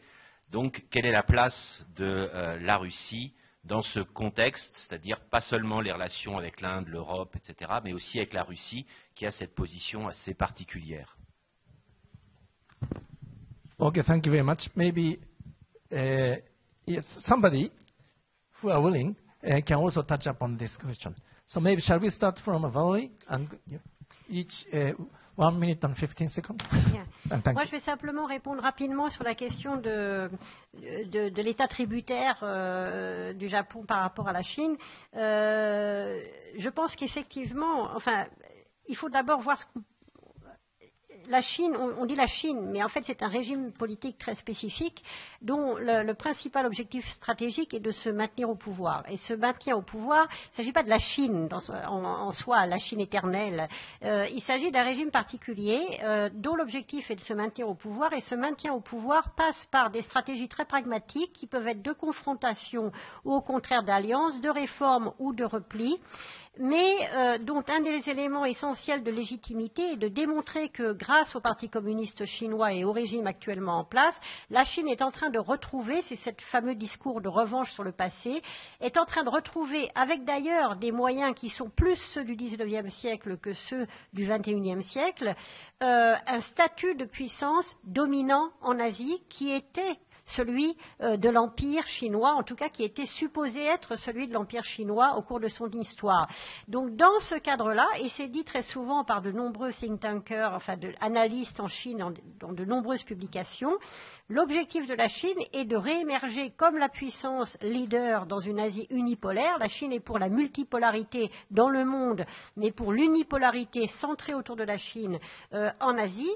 Et le Japon n'a pas sa place ni l'Inde d'ailleurs. C'est d'ailleurs pour ça qu'il y a, à la fois en tant que concurrent idéologique, fondamentalement sur les valeurs, mais également en tant que puissance, dans la vision que la Chine a du monde et de sa position en Asie, le Japon n'a pas de place à un niveau égal avec celui de la puissance chinoise. Et ça n'a rien à voir avec la taille du pays, la démographie, la puissance militaire, la puissance économique. Ça a tout bonnement à voir avec cette vision d'une légitimité intrinsèque de la puissance chinoise à être le leader incontesté en Asie, et c'est un des objectifs que Pékin essaye d'imposer aujourd'hui dans la région. Thank you. Tsuruga-san? Okay, thank you very much. And on Trump's policy, I don't think Trump administration has a clear sort of plan B when it comes to its way of dealing with allies. So But perhaps what is clear is that they don't like alliances. They don't like dealing with allies with respect. So their message seems to be that as long as you contribute and you pay, things are okay. But otherwise, we don't know. That is essentially, I think, the message from DC or message from the Trump administration for the time being. And it looks that they like more coalition type of things than the traditional alliances. But one of the lessons, which is quite important, is that yes, it's okay for them to talk about coalitions, but looking at various operations over the past decade or two, then what we have seen and what we have realized is that only allies have shown up. So the coalitions of willing is essentially a selection of allies. So without alliances, coalition of willing cannot work. And that is I hope that the Americans, including the Trump administration people, will come back to that conclusion. And that is, I'm not too optimistic, but still that's my hope. And only a few words on Russia. I'm not quite optimistic about the Russia-Japan relationship, direction of that, but still, what is important is that looking at the strategic landscape of Northeast Asia, it's always in Japan's interest to maintain functioning relationship with Moscow. So we have China, we have North Korea, different neighborhood, difficult neighborhood. So they're maintaining this high-level contact between Prime Minister Abe and the President Putin and the foreign ministers level and other levels, including 2+2. That is in Japan's interest. Whether we can get some islands back or not, that is my sort of view. Thank you. Yeah, the question posed to me by Dr. Shimada has been already better dealt with by Professor Nikke. I personally do think I may not need to use the word attribute state. Nevertheless, I find it very difficult for Chinese to accept there is such a thing as an equal player in a region where they see as their traditional imperial zone. They have never articulated the notion, but whenever they talk about the ancient history of China, they always draw a very rosy, peaceful, nice picture of the empire, and all the other lesser neighbors and barbaric neighbors all love China. Therefore, China could afford being empire for centuries. So that worldview is very vague, but they have never articulated it, but very deeply embedded in their psychology. Their attitude, the size and the military capability, they are the objective truth, and it has nothing to do with the institution of the Westphalia system. In that sense, I don't think they keep talking about sovereignty, but they talk about sovereignty only when they want to shut up the influence from outside. And so basically their attitude about the sovereignty, even when they talk about sovereignty, they do not either understand or respect the idea of reciprocity, which is an indispensable element of sovereign relationship under the Westphalian system. A couple of points about constitutional revision. Is the revision likely? I don't think so. It is very unlikely. Partly because it is very difficult to do so, as Dr. Pajon mentioned, but partly because, interestingly, it is not as necessary as it looks. Most of the pressing policy necessities were fulfilled by 2015 reinterpretation of the Constitution. And within the framework of existing U.S.-Japan alliance, I do not think that we need a major revision of the Constitution. That leads to my third point, that is constitutional revision is a matter of institutions. Policies are different. And whatever constitution you may have, you can have a range of different security policies.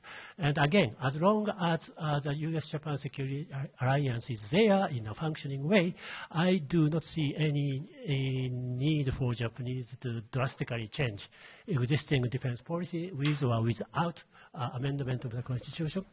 Finally, about the identity, you mentioned a very interesting thing.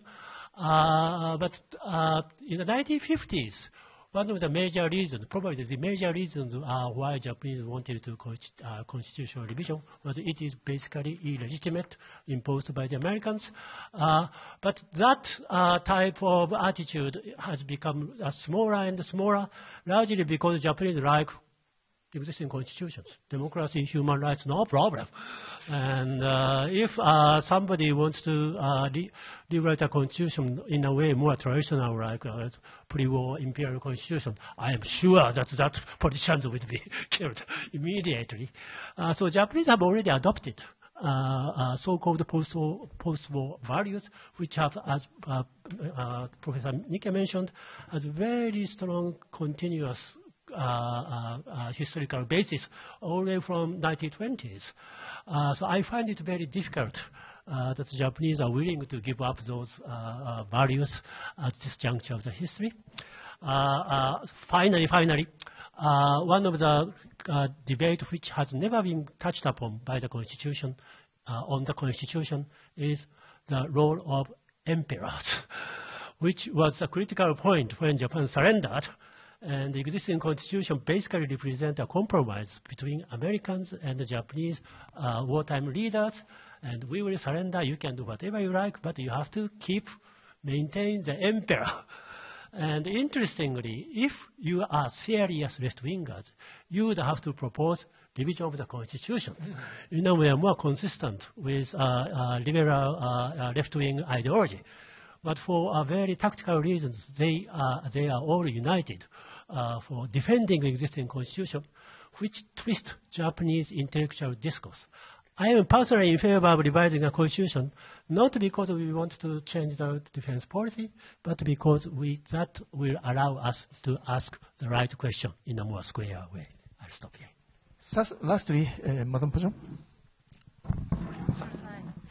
Merci beaucoup. Je vais juste dire deux mots peut-être sur la Russie. Première remarque, je pense que même si on a beaucoup parlé du pivot asiatique de la Russie, pour moi, la Russie reste quand même centrée sur l'Europe, les affaires européennes, et regarde du côté de l'Europe pour sa sphère d'influence. Même en travaillant plus aujourd'hui en Asie, moi je la vois toujours comme une puissance un peu de second plan ou de second rang, dans le sens où elle reste extrêmement dépendante de la Chine, elle n'est pas encore faiseur de roi, on va dire, dans la zone.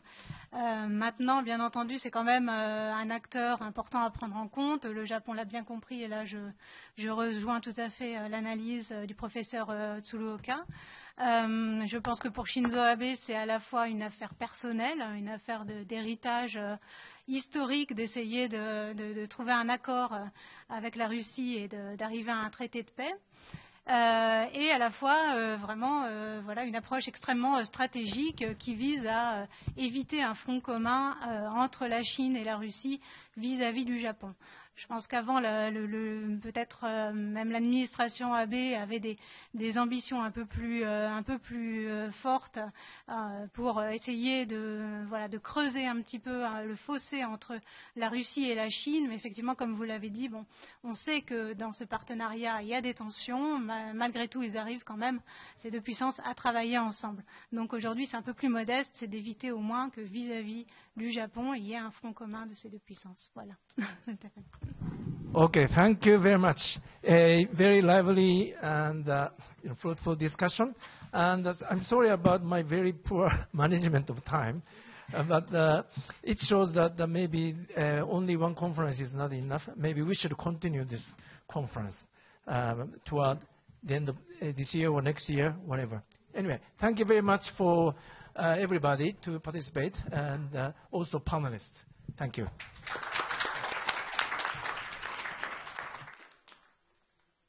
Et pour conclure cette conférence, je vais demander à Monsieur Nakayama, directeur général du Japan Institute of International Affairs, de prononcer quelques mots de conclusion.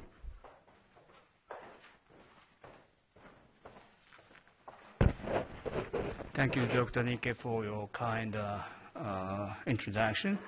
And thank you very much for giving me time to speak. And this conference aimed to seek adequate perspective in analyzing current situation and contemplating future policies in East Asia, Europe, and the world by discussing the experience of peacemaking in East Asia and Europe, with focus on the legacies of past First and Second worldwide world wars, starting from Versailles Treaty, concluded 100 years ago. Actually, I had a big difficulty in grasping this aim of today's seminar. And, this is actually a really ambitious and daunting task to achieve. But after hearing this morning's discussion, I agree that we had a very good discussion on the subject with insightful contributions from all the speakers and the discussants and moderators too. I would like to congratulate, thank all the participants for the contributions towards success of this conference. Now, frankly, I feel it is beyond my capability to properly summarize whole discussion. And please allow me instead to offer my humble observation on the subject as concluding remarks of this conference, while trying to take in discussions we had this morning as much as I can. First, on the Paris Peace Conference, as a layman on history, I was really impressed with discussions, the points given by the historians, and especially the Professor Shimizu's points that Paris Peace Conference is, of course, the largest peace conference after Westphalia. And, it laid a foundation of liberal international order. But her most excellent point is maybe the expectation was too much on the peace conference. That is why many people had a disillusionment with the result of the peace conference. I learned a lot from your comment. And, also mentioned by the Dr. Nakanishi, he presented a very excellent two schools of thoughts on the conference. And, I was really impressed and enlightened by his conclusion that liberalism with restraint is important, because nowadays under the international society, this liberalism with restraint is very scarce commodity. And next, on the interwar period, as I said, I'm a complete layman on history. But I just wanted to make a very small contribution to today's first session. No one mentioned about Kellogg-Briand Pact, but as Japanese, this is actually the genesis of Article 9 of the Japanese Constitution. So I just wanted to mention that. And also, Professor Grosser and Dr. Nikke mentioned about the importance of Washington Treaty, as well as Nine-Nation Treaty, which actually prepared the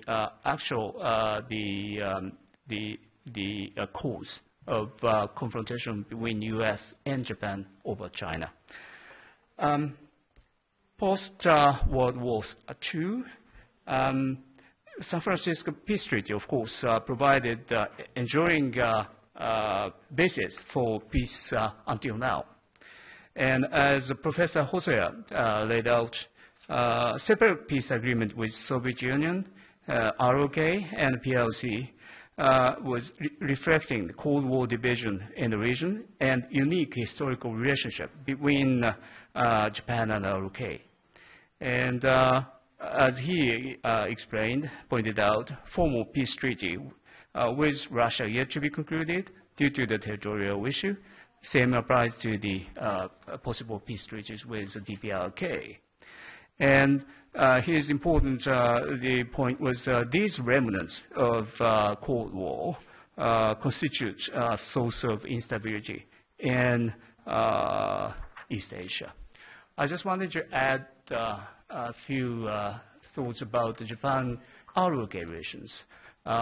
We have a very bad situation over our bilateral relationship with ROK now because of the various reasons. But maybe this is not a government position of Japan, but it may be the time for Japan to maintain the relationship with Korea ROK at arm's length, rather than trying to achieve real reconciliation. That is thought actually spreading among people in the government. Well, on the security arrangement after the war, Dr. Tadokoro gave excellent explanation, and I liked his point that the Pacifist Constitution of 1946 and the Japan-U.S. Security Treaty, well, they were born from completely different premises or the assumptions.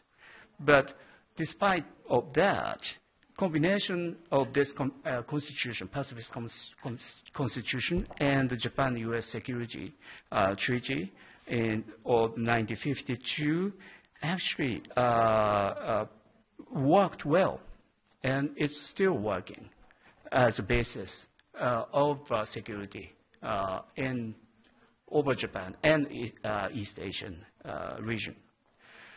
And well,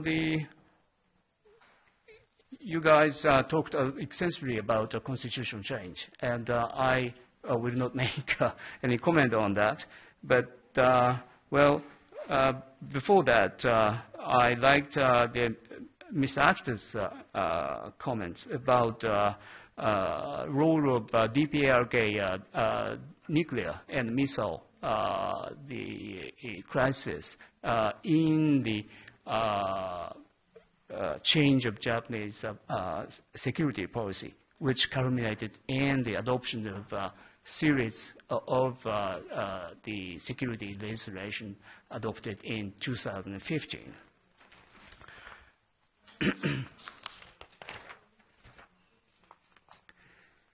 And on the constitutional change, I just wanted to commend Dr. Pageon's very excellent background of the Japanese domestic political situation, as well as Dr. Nikke's the supplement to that argument. Well, on the issue of present challenges to the international order, there's very little to add to the Dr. Tsuruoka's very excellent presentations. But maybe this is the area I can make the humble contribution to the furtherance of discussions. On the U.S., as Mr. Akita again very correctly put it, Trump is not the cause, but a symptom of the problem. That is sort of kind of buzzwords within Tokyo. This suggests that, it's not a resignation, but the people in the government of Japan in a position to, have to, the shared bed with Trump, whether you like it or not. This is the reality. And if you think about this negative international impacts emitting from Washington now, the outstanding area is, of course, trade and environment fields. But when it comes to the U.S.-China tariff wars, clearly it's not sustainable. Sooner or later, they are bound to hit a deal on the tariff issues. But maybe on the security issues, the management of alliance, U.S. alliance with U.S., the demand of more burden sharing is very explicit, but there is no indication of fundamental change or disengagement from NATO or Japan-U.S. security arrangement, and largely thanks to the solid institutional basis in the U.S.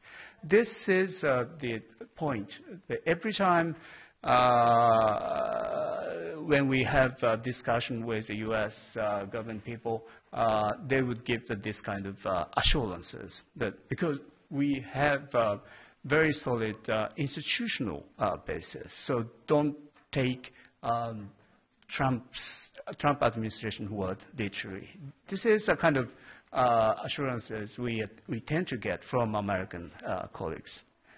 Russia, this panel discussed Russia somewhat, and well, I agree that the importance of a relationship with Russia. That's why strategic importance. I mean, in the driving wedge into the China-Russia the relationship.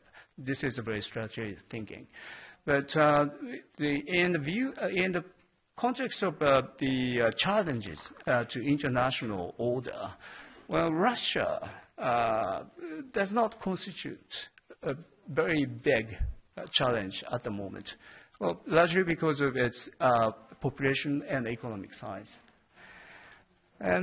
But China, as panel discussed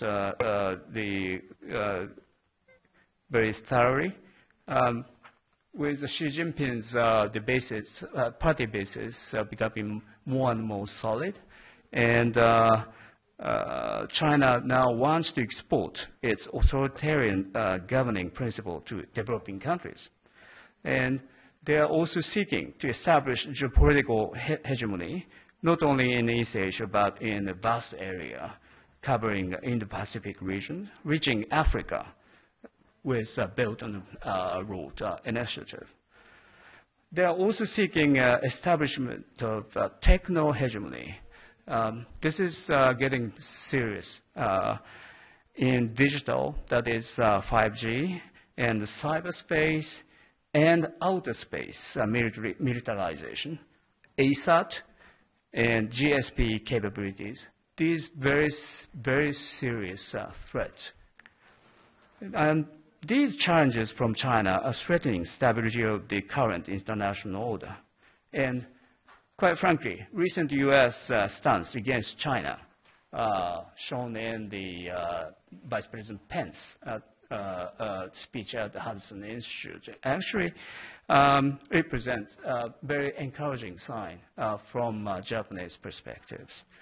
Well, finally, I just conclude. I just want to conclude my humble remarks by thanking our co-host or co-organizer of the conference, the FRS, and its director, Mr. Javier Pascual, and Dr. Valerie Nikkei for her very strong initiative and immense effort in organizing this conference.